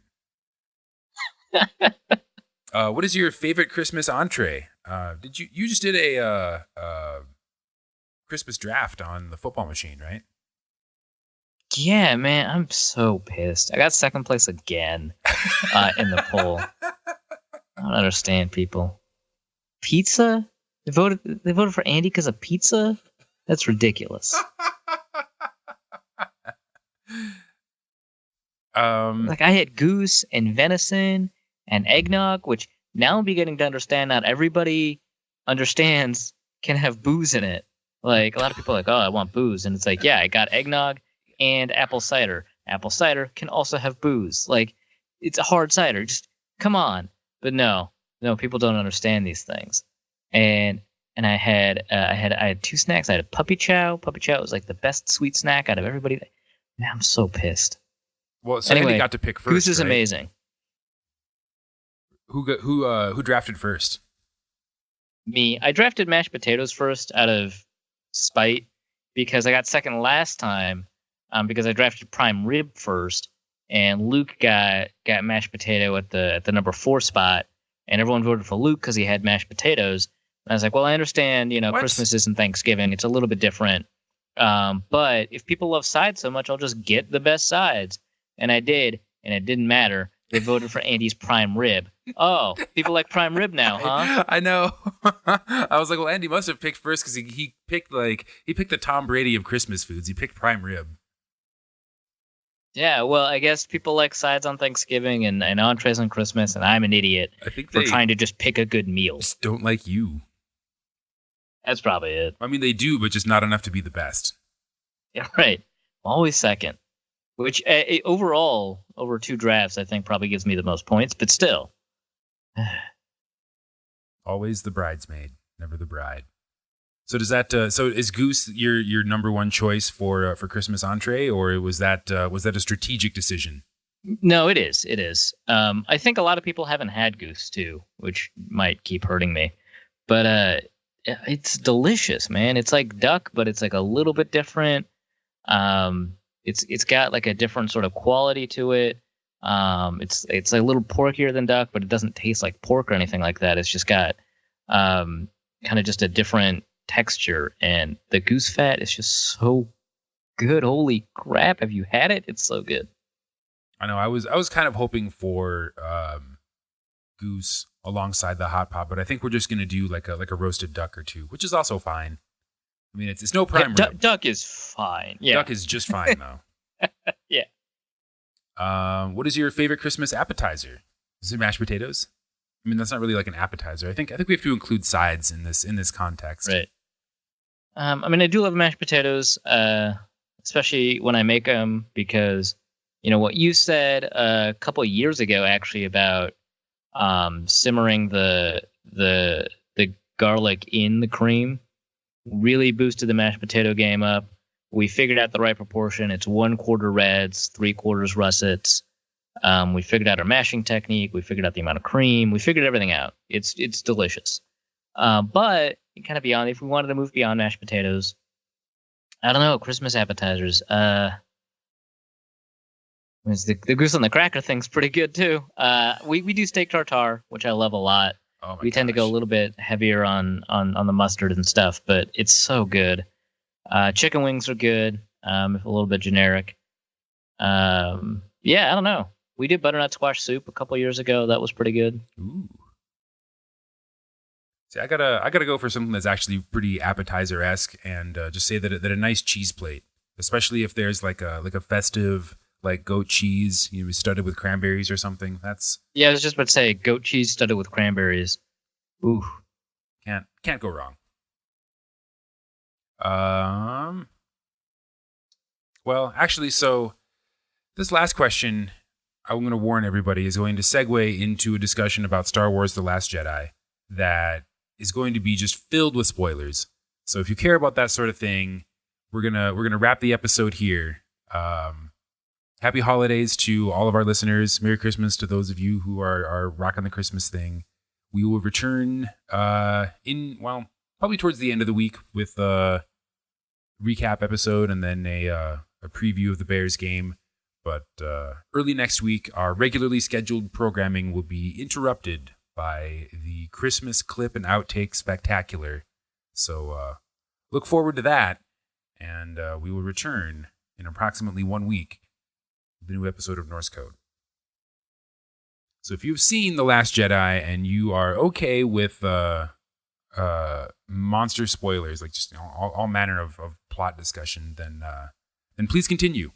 Because Don from Ohio writes in, the Vikings would be awarded a Super Bowl win this year if Dusty had to wear a Star Wars Jedi outfit for 1 full year, each and every day, and must carry a plastic lightsaber everywhere, and must say, "May the Force be with you," at least 5 times a day. Would he do it? If I got to carry a purple lightsaber, then yes. yeah, no, that's one of the lightsabers. So there you go. Excellent. Okay, show over. Fantastic. We're done. What a great movie that was. It was. Why was it so long? Why was it so long? Movies are long these days. I'll tell you exactly why it was so long. Because Rian Johnson had a list, like a matrix of every character in the movie having to be improbably saved at the last second by another character. And there were so many characters in the movie that it took him 2.5 hours to build up enough tension to where everybody was saved. And then he realized that he completely forgot General Leia, so he had her save herself. That's okay. First of all, the movie was clearly not done by checklist. It was clearly done over the course of a narrative arc and structure because of how well the characters went through their arcs, except, of course, Rose. She has a lot of potential. Not a great character right now, and the dynamic between her and Finn is whatever. But Poe's character arc was fantastic. Really? I thought Rey's character arc was really good. Adam Driver was fantastic as Kylo Ren. His character arc, I think, is really interesting.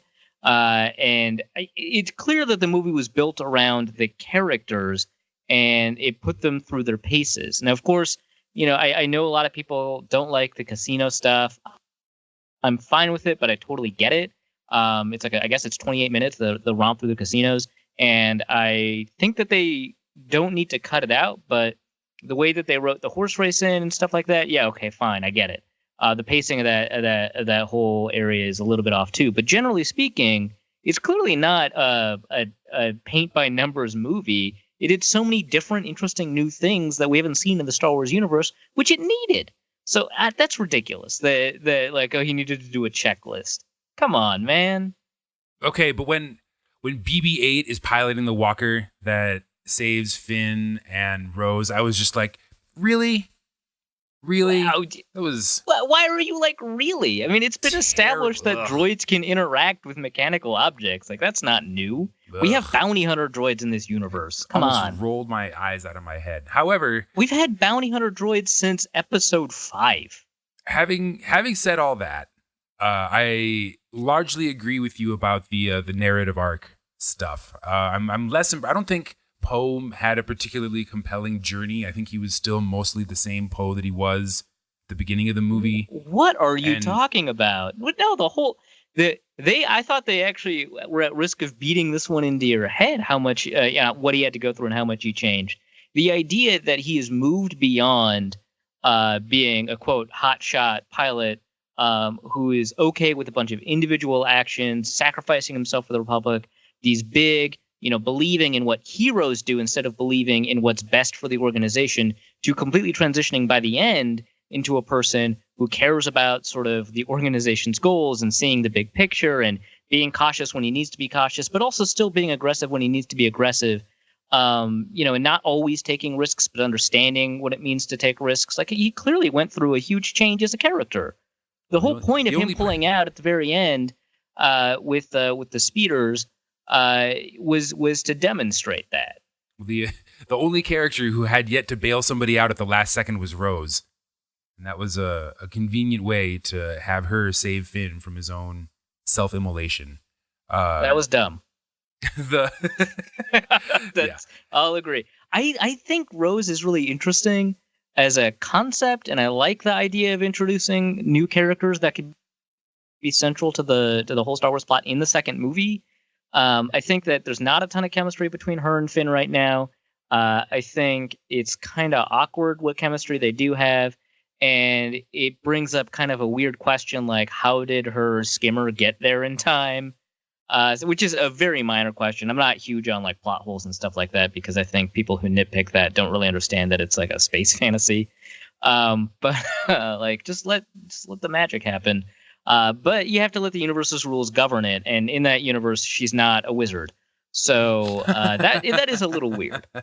Well, and I felt like the lack of chemistry between Rose and Finn, I thought, was kind of like the lack of chemistry between Anakin and Padme in the prequels, because Hayden Christensen is just not a good actor, but Natalie Portman has had some great roles and can be like emotional and compelling, but not when the dialogue is so stilted and the story is so like confining that they don't have really a lot of opportunities to build that chemistry. And I thought that the dialogue between Finn and Rose was just kind of like hamstrung them, and the situations they were in, there was just like so much run and gun that, other than the moment when BB-8 saved them both, and then Finn like lamely protests that she doesn't have to give up her like stupid necklace or whatever, and she just like rips it off and gives it to the codebreaker. Just like, well, Finn is mid-sentence, I'm just like, oh, whatever. But I have hope for her in the future. I think there has to be like some sort of romantic tension, because obviously Finn wants to get with Rey, and you saw that like right at the end. But I would have liked to have seen more out of that. I agree with you. I think the Rey and Kylo Ren plot is amazing. Like, I think those two have like some of the only like actual chemistry between new characters in the new series. I like at first, like for the first third of the movie, for like an hour and 20 minutes, I was like, who is this Snoke guy, other than just like a scummy like Jedi master? Like, he's like, what is his deal? I was waiting for backstory, but then Kylo Ren just killed him, and I was like, oh, cool, whatever. Doesn't matter. So I was pretty okay with them not giving him a backstory, because like Emperor Palpatine never got a backstory, and sometimes you just need to understand that the one-dimensional villain is just a one-dimensional villain, and then they replaced him with a two-dimensional villain, or three-dimensional villain, or multi-dimensional villain with Kylo Ren. I thought that was smart. Oh, and the battle scene in the First Order chambers, dope. Oh my god, that was so effing cool. And the way it ended, holy crap, with the flashing of that last lightsaber. Oh my god. That was cool. I know, so we went on like a Tuesday night, and the theater was like 3/4 full, and there was cheering and clapping when Kylo Ren basically shot the last guard with a lightsaber. That was. So I've seen the movie twice, and the first time we saw it, Chelsea and I both saw it twice at the same times. The first time we saw it, we got more reaction out of that shot the first time. The second time we saw it, the audience, and I think the audience the second time we saw it mostly was new people, almost entirely new people, so who hadn't seen it yet. Was the light speed blow up, which was cinematically one of the greatest things I've seen, especially when they cut the audio out. Obviously, it brings up like questions about how this operates in the universe. But cinematically, it's the dopest shit. What do you think? What? What? It was a trope. Come on. It was a cool trope, but it was a trope. I mean, obviously that's the way that every explosion would sound in space. But it's much more fun to have like pew pew pew space battles. Like the space battle that opened the movie was awesome too. And I mean, that would have been like 5% is awesome if it had been completely silent. I don't think it's that much of a trope. Like the fact that that's what space sounds like is not that important to the fact that from a film perspective, we actually don't get that often. I mean, obviously, like silence cutting out is not completely new to the language of film or anything like that at a tense moment. But I think when it's a typically like space battle-y type scene for a movie that entrenches itself in like very kind of loud, explosive, space battles are very colorful. They even went black and white for it, like kind of. More like, there was very little color. Right. I don't know. I thought it was just extraordinarily well executed. So, Pete, there were a bunch of people in our theater that wouldn't shut up, which was kind of annoying. Oh, yeah. So there was like a murmur of conversation during this, like, and it was cool. So I like the idea that it was like a space battle scene that was basically one shot fired, and it was the colonist ship going to hyperspace, and that was the only shot fired in the battle. And the silence really made you like focus on how visually impressive that one shot was.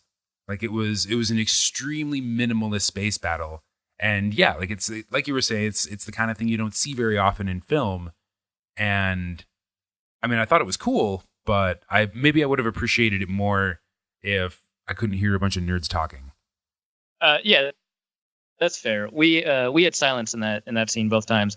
Although the second time, after like the first like 3 beats, people just started saying like, "Oh," or "Holy shit," or yeah. And then one guy just yelled out, "That's so cool," which was fine. And you're like, yeah, shut up. but like, yeah, we definitely got a couple of beats both times we watched it where everybody in the theater was silent, so that helps. Yeah, because it was a very dramatic moment, and you couldn't see it coming from a mile away, like.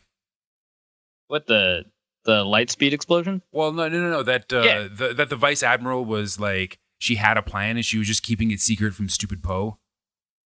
Yeah. Okay. So the thing that gets me about that is that initially it actually makes a ton of sense for her to keep it secret from stupid Poe because he's stupid and he just got demoted and he doesn't have a right to that information. At the time of the mutiny, maybe. I get why maybe, but yeah. No, I could see that. That there was, I mean, we obviously, I didn't know what obviously the plan was going to be because it's very specific to that planet. But like, obviously, I thought it was broadcast to the audience pretty clearly that despite Poe's reservations, that she knew what she was doing and that the plan was going to work. And I mean, just like story-wise, like there's no reason for Finn and Rose's subplot at the casino if she just tells Poe, like, "Shut up, you idiot.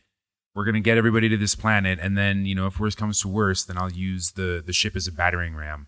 Which battering ram? I don't think it was her intention to use the ship as a battering ram. Well, no, but it was always in the back of her mind. Like if worse came to worse, she like always knew that she was going to do that. She was not, she wasn't expecting the fleet to be found out. But I mean, I guess the fleet probably wouldn't have been found out if Finn and Rose had never gone to the casino planet or tried to board the dreadnought, because then they wouldn't have gotten captured and the codebreaker couldn't have sold them out. Right, and it's actually part of it's actually also Poe's fault because and I missed this the first time, and so I can understand why some people might have missed it. But Poe reveals the plan over the intercom to Rose and Finn, and the codebreaker heard it, and that's why he was able to, because they didn't know the extent of the plan, and the only reason the codebreaker knows is because he heard it over them talking. Oh, what a dick. Yeah, right. Man, fuck that guy. Although I did enjoy his character. Like, Benicio del Toro did not have a whole lot of screen time, but he definitely chewed up the scenery in every scene he was in. Yeah, no, I thought he was a really cool character. I am kind of like, confused about. So like he's not the code breaker that they were looking for. He is a code breaker. Yeah, right. But for a while, I thought he was supposed to be the code breaker, and like maybe he just lost the plum rose, whatever, while gambling, kind of like all of the ruffians in the series tend to do. Right, because Han Solo lost the Millennium Falcon, gambling. Lando lost it to Han, gambling. That sort of thing. So I thought for a while he was going to be the code breaker. No, he's just a code breaker. Also, is it that hard to break the First Order's code? Like, that's the other thing. Like, well, he had Maz his is like, it's only me and one other person. He had his specialized set of like analog lockpicks, which he apparently used to break the code, along with Rose's necklace, which is made of some sort of like superconductive Asian material. Smelt or something like that. Yeah. Whatever. Okay, so those are MacGuffins. Those are definitely MacGuffins, and that's fine. Yeah, MacGuffins don't make movies bad. Yeah, exactly. What are they going to explain more stuff? It was already exhausting as it was. What did you think of Finn's arc? Because one criticism that I actually thought was really good of the movie is that because every character is going through these different arcs, sometimes they clash with each other. And Finn's arc is kind of the opposite of Poe's arc. And he actually goes through an arc, and Rose, I guess, helps him through it. So I guess Rose is useful, at least in that capacity. But for him to turn from running away into heading headstrong into battle, do you think that arc was kind of unsatisfying because he wasn't allowed to actually sacrifice himself? Well, he wasn't really running away. Like he was like going off on the secret mission alone, right? No, because at the beginning he was just going to get into an escape pod and run away. Okay. And Rose had to stun him, and so that's the beginning where they identify this character flaw that he had, in the previous movie too. And over time, he gets more and more sort of heroic. No, he wasn't running away. He was running to go get Rey, or at least no, he was running. He was running away with the transmitter so that Rey would come to him away from the rest of the fleet. Yeah, but I don't think so. Okay, so my girlfriend kind of thinks the same thing as you, that it was more about saving Rey. I think it's about, and then I also get to save Rey, but I'm saving myself, and I don't trust the rest of the people around me to do the thing they need to do. Well, I think the two are like inextricably intertwined, but I think his primary motive was, I've got to save Rey. She's the last Jedi, and that means I can get off this ship and I won't have to die with all these idiots because Poe's going to get everybody killed. Right. But it is clearly meant to be an arc about his character flaw, the way that they transmitted that throughout the rest of the film, because they would do reaction shots so for example, they did a reaction shot of Leia when Poe tells everyone to withdraw. They did a reaction shot of Rey when Rey says that her parents are nobody, which also a cool twist. And they did a reaction shot of Rose when Poe finally decides to commit and go to the casino planet. And so it's very clear that, or Finn decides to go to the casino planet. It's very clear that Finn running away was identified as a problem that the story helped fix. I think that this thing about saving Rey was played off in the film as an excuse, even if it's also true, and more about his cowardice at facing death. And that's why at the very end, he accepts death to save other people. And that led up to the moment where he's like, "Hey, Chrome Dome," and bashes his former boss in the head. I liked that. And then he falls into the bottomless pit that isn't really a bottomless pit. They never marked it as a bottomless pit. It's just a pit. Happened to have an elevator. So it's an elevator shaft with the elevator one floor below. Slowly moving up.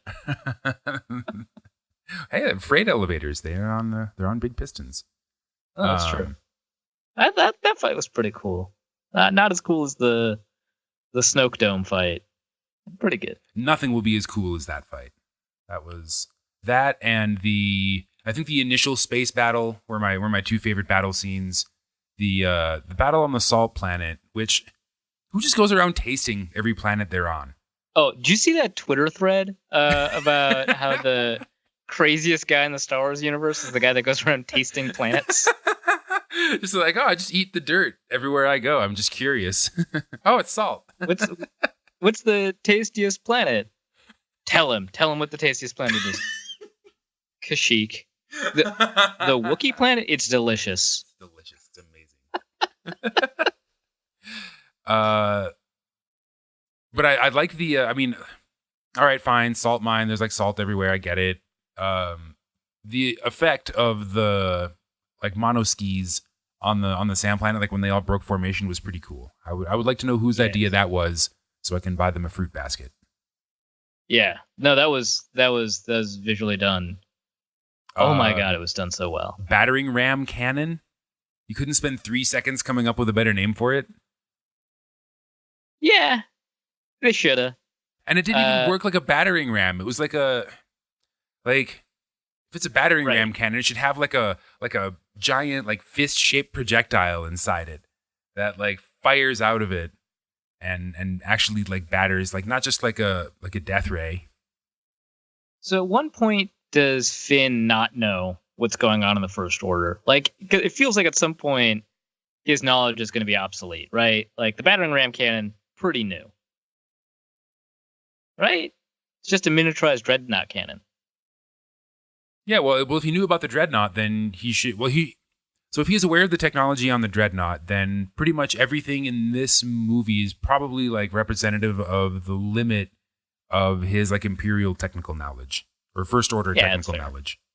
Yeah, that's fair. Anything they build from here on out, if he is like, oh well, I know exactly what corridor to build, blah blah blah blah blah, like that, I'll stroke my chin and narrow my eyes at that.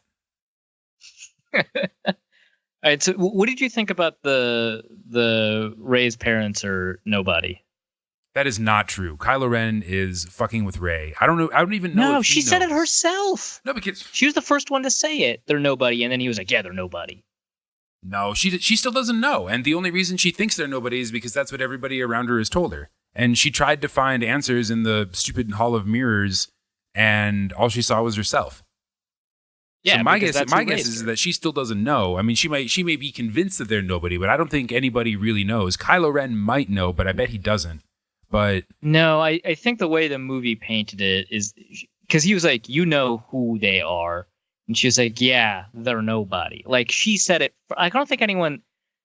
Like I don't think that's it. Like I think she just knew all along that they just abandoned her and they're just like junk traders. Well, then where does she get all of her force power? Like if Luke is right and Rey and Kylo Ren are like the two, most powerful Jedi that he's ever sensed, then I mean he's like Kylo Ren is like Leia's but like the kid. The Force doesn't have to be hereditary. Where did Anakin get it? Literally nobody.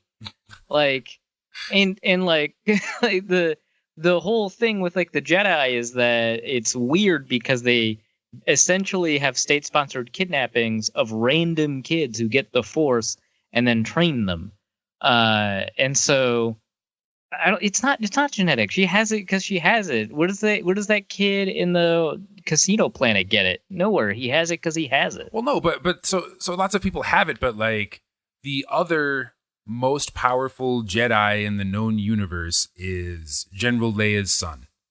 There's got to be some big reveal that nobody in the cast except for maybe Kylo Ren and probably Luke is aware of. Although we'll never hear it from Luke. Apparently, is he dead? Did he just? I know he pulled like a Ben Kenobi, and honestly, I think it would have been cooler if he had just like been like dead for the whole movie. Like if they had pulled a Sixth Sense on us and he was just like a Force ghost. Oh, that would have been actually pretty cool. But I'm pretty okay. So this is a criticism a lot of people have come up with that doesn't make any sense to me.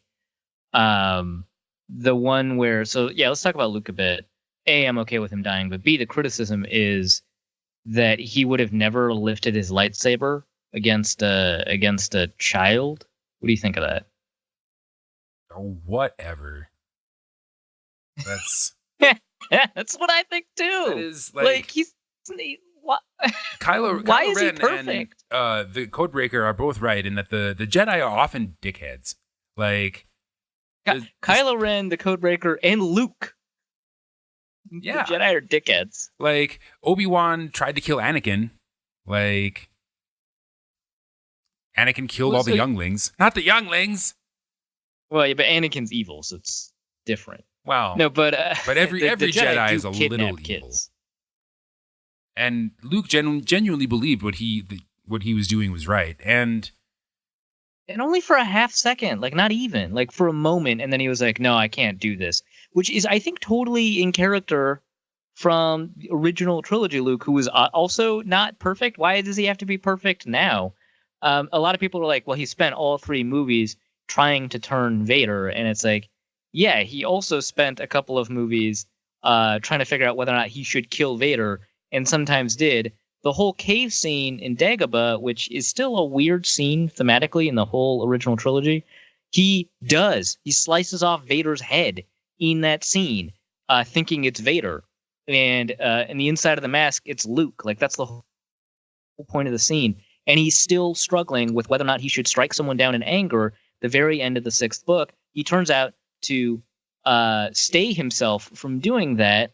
And it turns out to be the right decision. He stays himself from doing that in the temple as well. It's a consistent character flaw that he's had through his whole life. Because, like people, right? Like people struggle with the same problem throughout their entire life. And it's not like it undoes what he did in the trilogy, especially because he didn't actually try to kill Kylo Ren. He just had a brief passing moment where he maybe thought about it.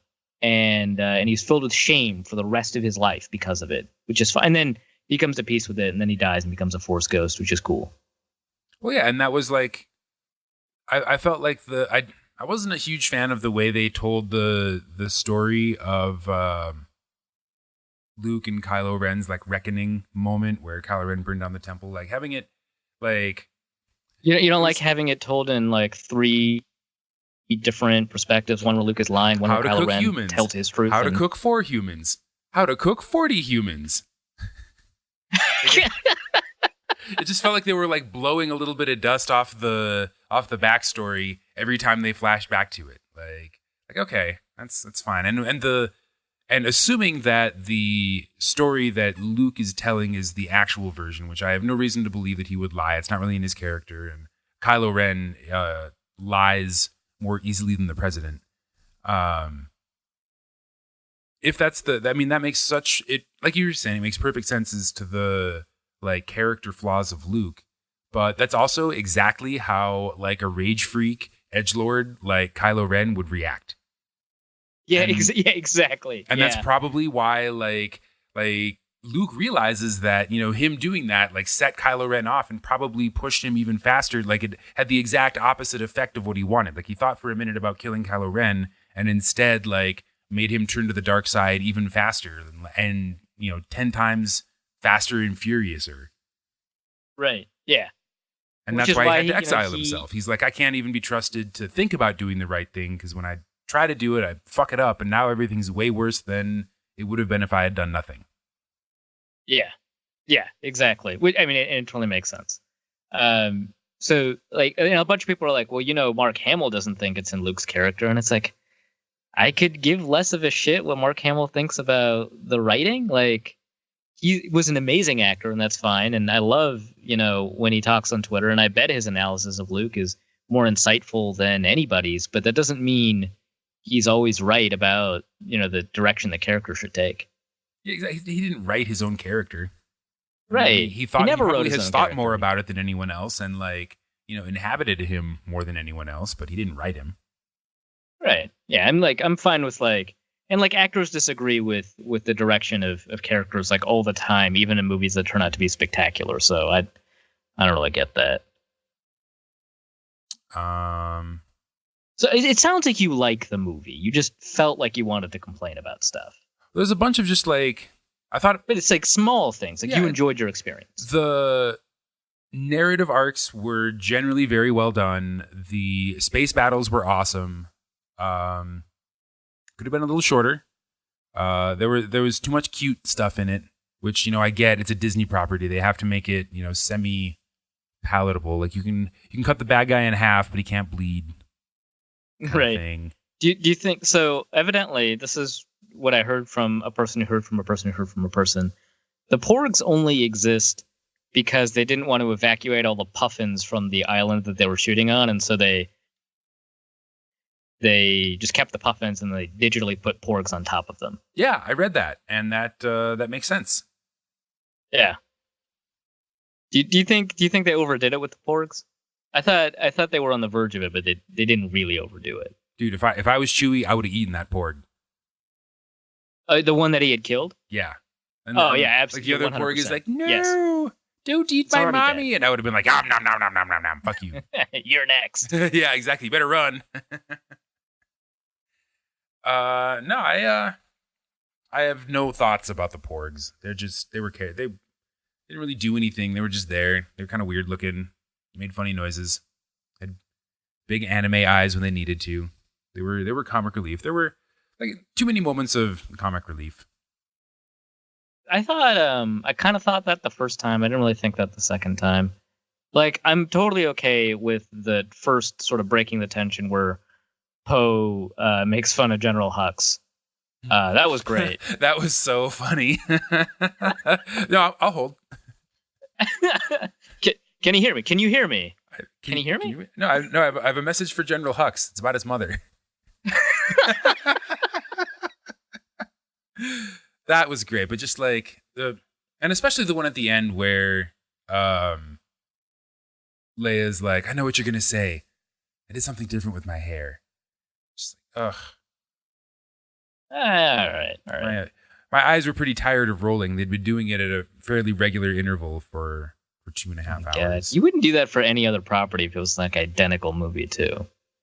You're committed to eye rolling Star Wars. My eyes just about rolled out of my head at Amazing Spider-Man. What? Are you serious? It was my least favorite comic book movie of the year. Holy crap. Well, there was a lot of good comic book movies that year. Yeah, we talked about this last week. There were a lot of good ones, but that one, I mean, and that one wasn't terrible, but it wasn't good. It was far from my favorite Spider-Man movie. What's your favorite Spider-Man movie? Probably Spider-Man 2, one of the Tobey Maguire ones. Yeah, no, that one's incredible. I mean, come on. But yeah, it was just like, it could have been shorter. I don't really get like what was with the Milk Balls alien? Like, oh, I thought that totally made sense. He's a monk. I get like the scene is meant to show off like, oh, this is my dumb monastic life now. When Rey is asking him 90 times like, will you please come back with us? And Luke is like, no. And she's like, no, but please, we really need you. And he's like, no. He's like, I'm gonna go do monk stuff. I'm gonna go milk this alien's balls and then use a 1,000-foot pike to catch one fish. Like, it's supposed to be like Alien or whatever. But I have a question about that pike thing. Can't he just force levitate the fish? Yeah, exactly. If he can astral project himself to a planet like light years away, like did he find like the tallest tree on the island and like force carve it into a pike so you'd have to like. And why doesn't he just levitate over the canyon? Why does he have to like ride the pike and then use it to catch one fish? So someone might say it's because he cut himself off from the Force, which might be fair, but like he was using the Force in the fight against Rey too. Yeah, a little bit, not a ton. I don't know. He didn't actually cut himself off from the Force. He was like sort of boycotting the Force. It was like a lazy boycott. Yeah, he didn't like sever his connection to the Force. He was just like, no. He just wanted that explains it then. He just wanted to do everything the hard way. He wanted to drink like weird, gross milk, which he apparently really likes. Well, it probably reminds him of the blue milk from home. But it's not blue. Yeah, it's green. I don't have Banthas on the island, man. Come on. He has to make do. He's a monk now. Yeah. Can't have that good blue milk. All we got is this cheap green milk. Green Malk. Malk. Out with vitamin R. They really like laid on thick I mean, So I thought that the Star Trek, it wasn't Beyond. It was the first J.J. Abrams Star Trek where Spock, like old Spock, like canon universe Spock, not new universe Spock, opens the little box and sees like the picture of the original Enterprise crew, like the real Captain Kirk, right? And like sheds a tear and like puts it away. Like I thought that was still a moderately heavy-handed, like, all right, we're putting these guys away now. This is your new cast. But they were really kind of laying it on thick with the dialogue in the last few minutes. Like, all right, this is probably going to be the last movie about the old characters. Now it's all going to be like, Poe and Finn and Rey and Kylo Ren. And we're not going to, obviously there's not going to be any more General Leia, although it wouldn't surprise me if she showed up in like fan service hologram form in both like Cinnamon Bun Leia and also General Leia. But it's just like, I think the audience is smart enough to figure out that after 8 movies about the same characters, nearly all of whom are dead, and especially after Wait, hold on. But are they? Because all the people complaining about this movie are like, you treated the old characters terribly. It's like, well, they're not here anymore, so good luck. Yeah, exactly. It's just like they're yesterday's Tomcat, and I assume Luke is actually dead. He may pull a Yoda in the next movie. Oh, he will as a Force ghost or something. But Harrison Ford's never going to be in another Star Wars movie because even as a hologram, and obviously Carrie Fisher isn't, and I think all of that like universe is pretty much gone. They're down to just the one like sort of villain who is now the arch villain, and which I think that's going to be really interesting because like now the First Order is just run by 2 incompetent people. A raging narcissist and a sycophant. Remind you of Anywhere We Know? I can't believe you would call out setting the edge like that. Come on. Oh, ha! Sick burn. Even in his absence. But yeah, I don't know. I am pretty sure I will never dislike another Star Wars movie as much as I disliked the prequels. I feel like it's on a decent trend. It's so like, and I was thinking about this today. It's got to be nearly impossible for any new property to have the kind of cultural impact that something like Star Wars has and will now continue to have once a year forever, to the tune of billions and billions of dollars for Disney, ESPN, Fox. Disney, ESPN, Fox. So how long until Wolverine and Chewie get their own spinoff? 2 years, 5, maybe less. I'm super looking forward to episode 9. I'm not super looking forward to whatever the next anthology or whatever movie is going to be. Rogue One was 10 through 27 when all movies are outlawed except for Star Wars, and it's just every movie everywhere just happens in the Star Wars universe. That'd be pretty cool. With massive marketing tie-ins. We learn a lot more about Wedge Antilles. We need to learn a lot more about. He was great in the expanded universe, man. Why did they kill off Admiral Akbar so thoughtlessly? That was weird. I wasn't even sure that was Admiral Akbar instead of another just random Mon Cal. But then they were like, yes, Admiral Akbar is among the dead. And you're like, wait, that was him. What? Aww. He had one line and he didn't even say it's a trap. Right. Oh, I saw this on Reddit where it's like, well, if instead of General Leia being out in space and focusing on her, if they had focused on Admiral Akbar and his last words were, "It's a wrap." It's a wrap.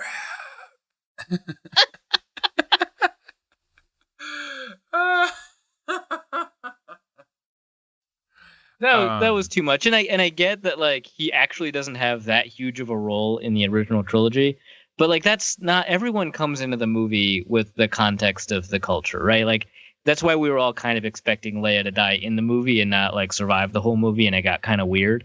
It got weird because we know the context. It's also like No, the movie weird. made it weird when they brought her back to life in space.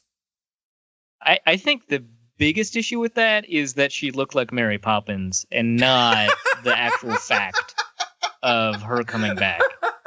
That is an issue.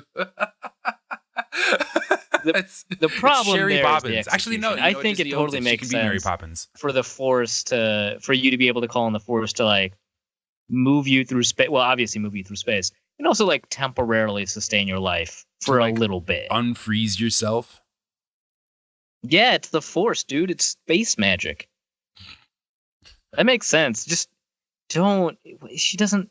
The clothes aren't even moved. Like, it's so weird. It looks weird. Yeah, it is so weird and I thought that like Leia getting sucked out into space was like abrupt and sad, but I was like, oh god, that's one way to write her out. Yeah, right. Yeah, it's not like they did her a disservice in the movie, kind of like they did with Akbar, which again didn't have a ton of lines in the original, but like everyone knows who he is. Like he could have just done a little bit more with them. I know they left him off the list. He didn't get to save anyone. He should have gone out in an escape pod and rescued Leia and brought her back to the ship. Oh, that would have been dope. That would have been way better. We'd avoid this whole Leia Poppins thing entirely. Exactly. She doesn't have to float in her like frozen robe or anything. Like you could have just, and then you could have just like had Admiral Akbar's craft get blown up by the First Order ships that came to hunt them down. Like it's not a big deal. Right? Yeah. He could have done more. They than don't nothing. need that much more for Akbar. Like they could have had a heroic scene where he saves Leia somehow, and that's it. And then he's done. He has like one more line, and then everyone's like fine, happy with him dying, relatively speaking. But instead, they're just like, you must kill the past.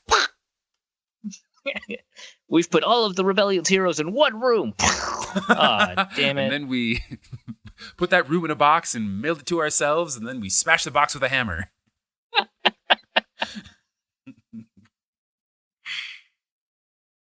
Yeah, I get like, I'm looking forward to the next one because I have a lot of unanswered questions. Just say that you enjoyed watching this. I did. I wish it was shorter, but I definitely enjoyed at least 2 hours of the 2.5 hours. And I honestly didn't even dislike the casino like distraction. I thought the space goats were kind of cute, and They were. And I liked how it set up the kind of the idea that the rebellion lives on in the minds of the young slaves. Yeah.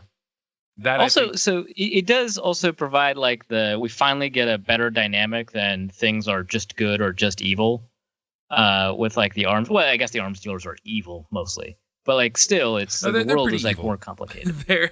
They're rich and they're evil because they don't care. Like they just thrive on the chaos, and right. Their amorality coupled with the wanton destruction that they facilitate makes them evil, and only a little more evil than the Codebreaker, who claims that he is not taking a side, but is just as like he's like, oh, either live free or play the game, and he acts like he's not playing the game, but he is. Dick. I know, what a douchebag. Why did Poe have to?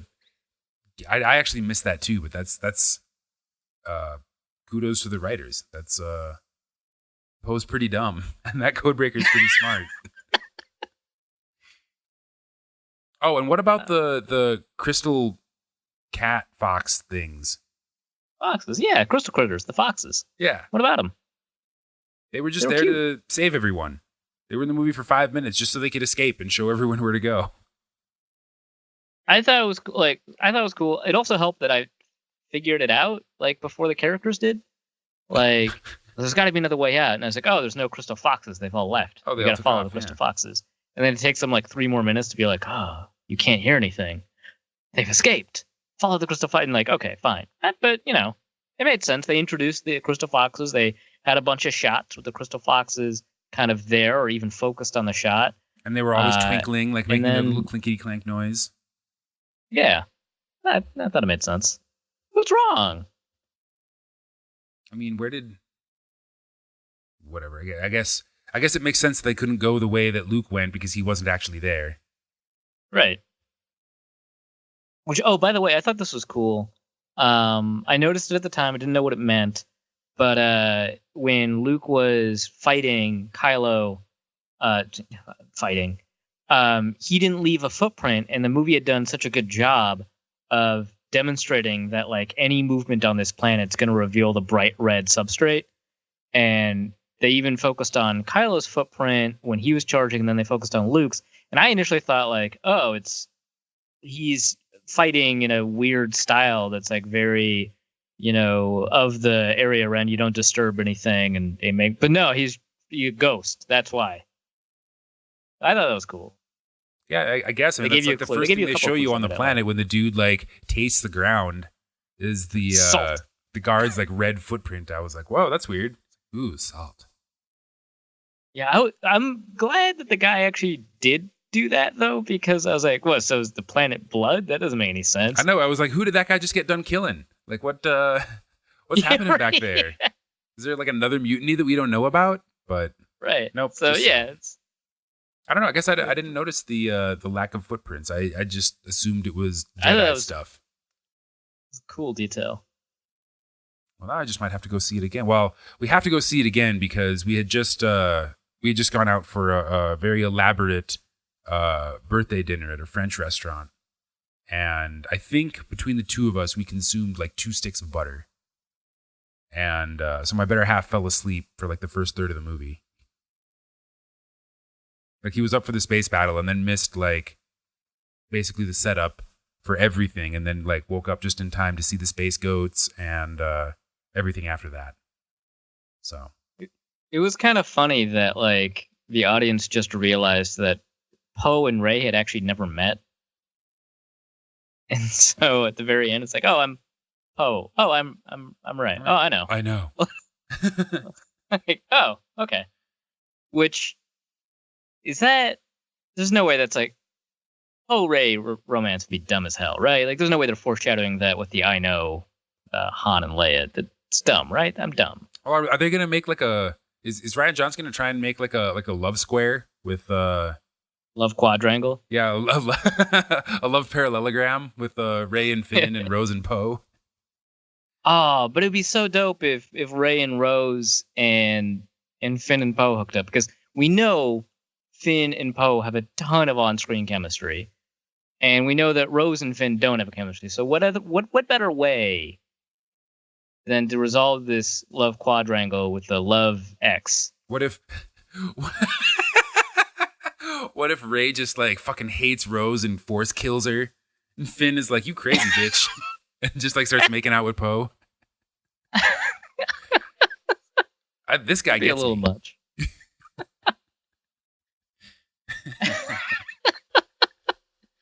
The fanfic writes itself. It does. Many times already, I bet. Finn Expo. Well, I'm going to go start writing that. Well, you'll be the 15th. Only the 15th? The movie's been out for a whole week. Yeah, my bad. There's hundreds of weeaboo out there that have probably already written the same story. It's the internet's version of 1,000 monkeys at 1,000 typewriters. The 1,000 tumblers watch a Finn and Poe movie. Eventually, we'll churn out 1,000 Finn Poe romances. Exactly. If you get 1,000 weeaboo, 1,000 tumblers, eventually you'll end up with the greatest ship fanfic of all time. I can't believe that's a sentence. All right, we should wrap this up. Yeah, I think we have now joined the pantheon of literally everyone with an opinion on the internet who has exhaustively broken down the new Star Wars movie. And to anyone who listened to this whole thing, I'm sorry, and don't add us. Our opinions are the right ones. All right. It's so refreshing that that's the case. I know, and yes, I'll admit it. I liked it, and I expect to like the next ones more. So there. I still believe what I believe about the old ones, but I will be able to enjoy, I think, episode 9. All right. I'm glad we left on that note. Me too. Demand excellence. Demand Norse Code. Merry Christmas. Norse Code is the largest and only division of Norse Code LLC. You can find Norse Code on the Daily Norseman, SB Nation's Vikings blog at dailynorseman.com. You can also find it on iTunes, Stitcher, Google Play Music Podcasts, or wherever else fine podcasts are aggregated. Our Vikings blogger extraordinaire and generally useful human is Arif Hassan, who can be found on Twitter at Arif Hassan NFL. Our intrepid producer and occasional co-host James Pagachnik can be found on Twitter at Big Mono or curating the official Norse Code Twitter feed at NorseCodeDN. I'm your host with a firm grasp of the obvious, Dusty O'Connell, and my name is my handle on Twitter. If you'd like to donate a few bucks to the show, your one-time donation can be made at paypal.me/NorseCode, or a recurring monthly contribution can be made by visiting patreon.com/NorseCode. Please visit our website, norsecodepodcast.com, where you'll find links to our Facebook and YouTube pages, along with the episode archive and some other good stuff. And any questions or comments that won't fit in a tweet can be emailed to norsecodepodcast@gmail.com. And on behalf of the entire Norse Code staff, thank you so much for listening. Our formula is this. We go out, we hit people in the mouth.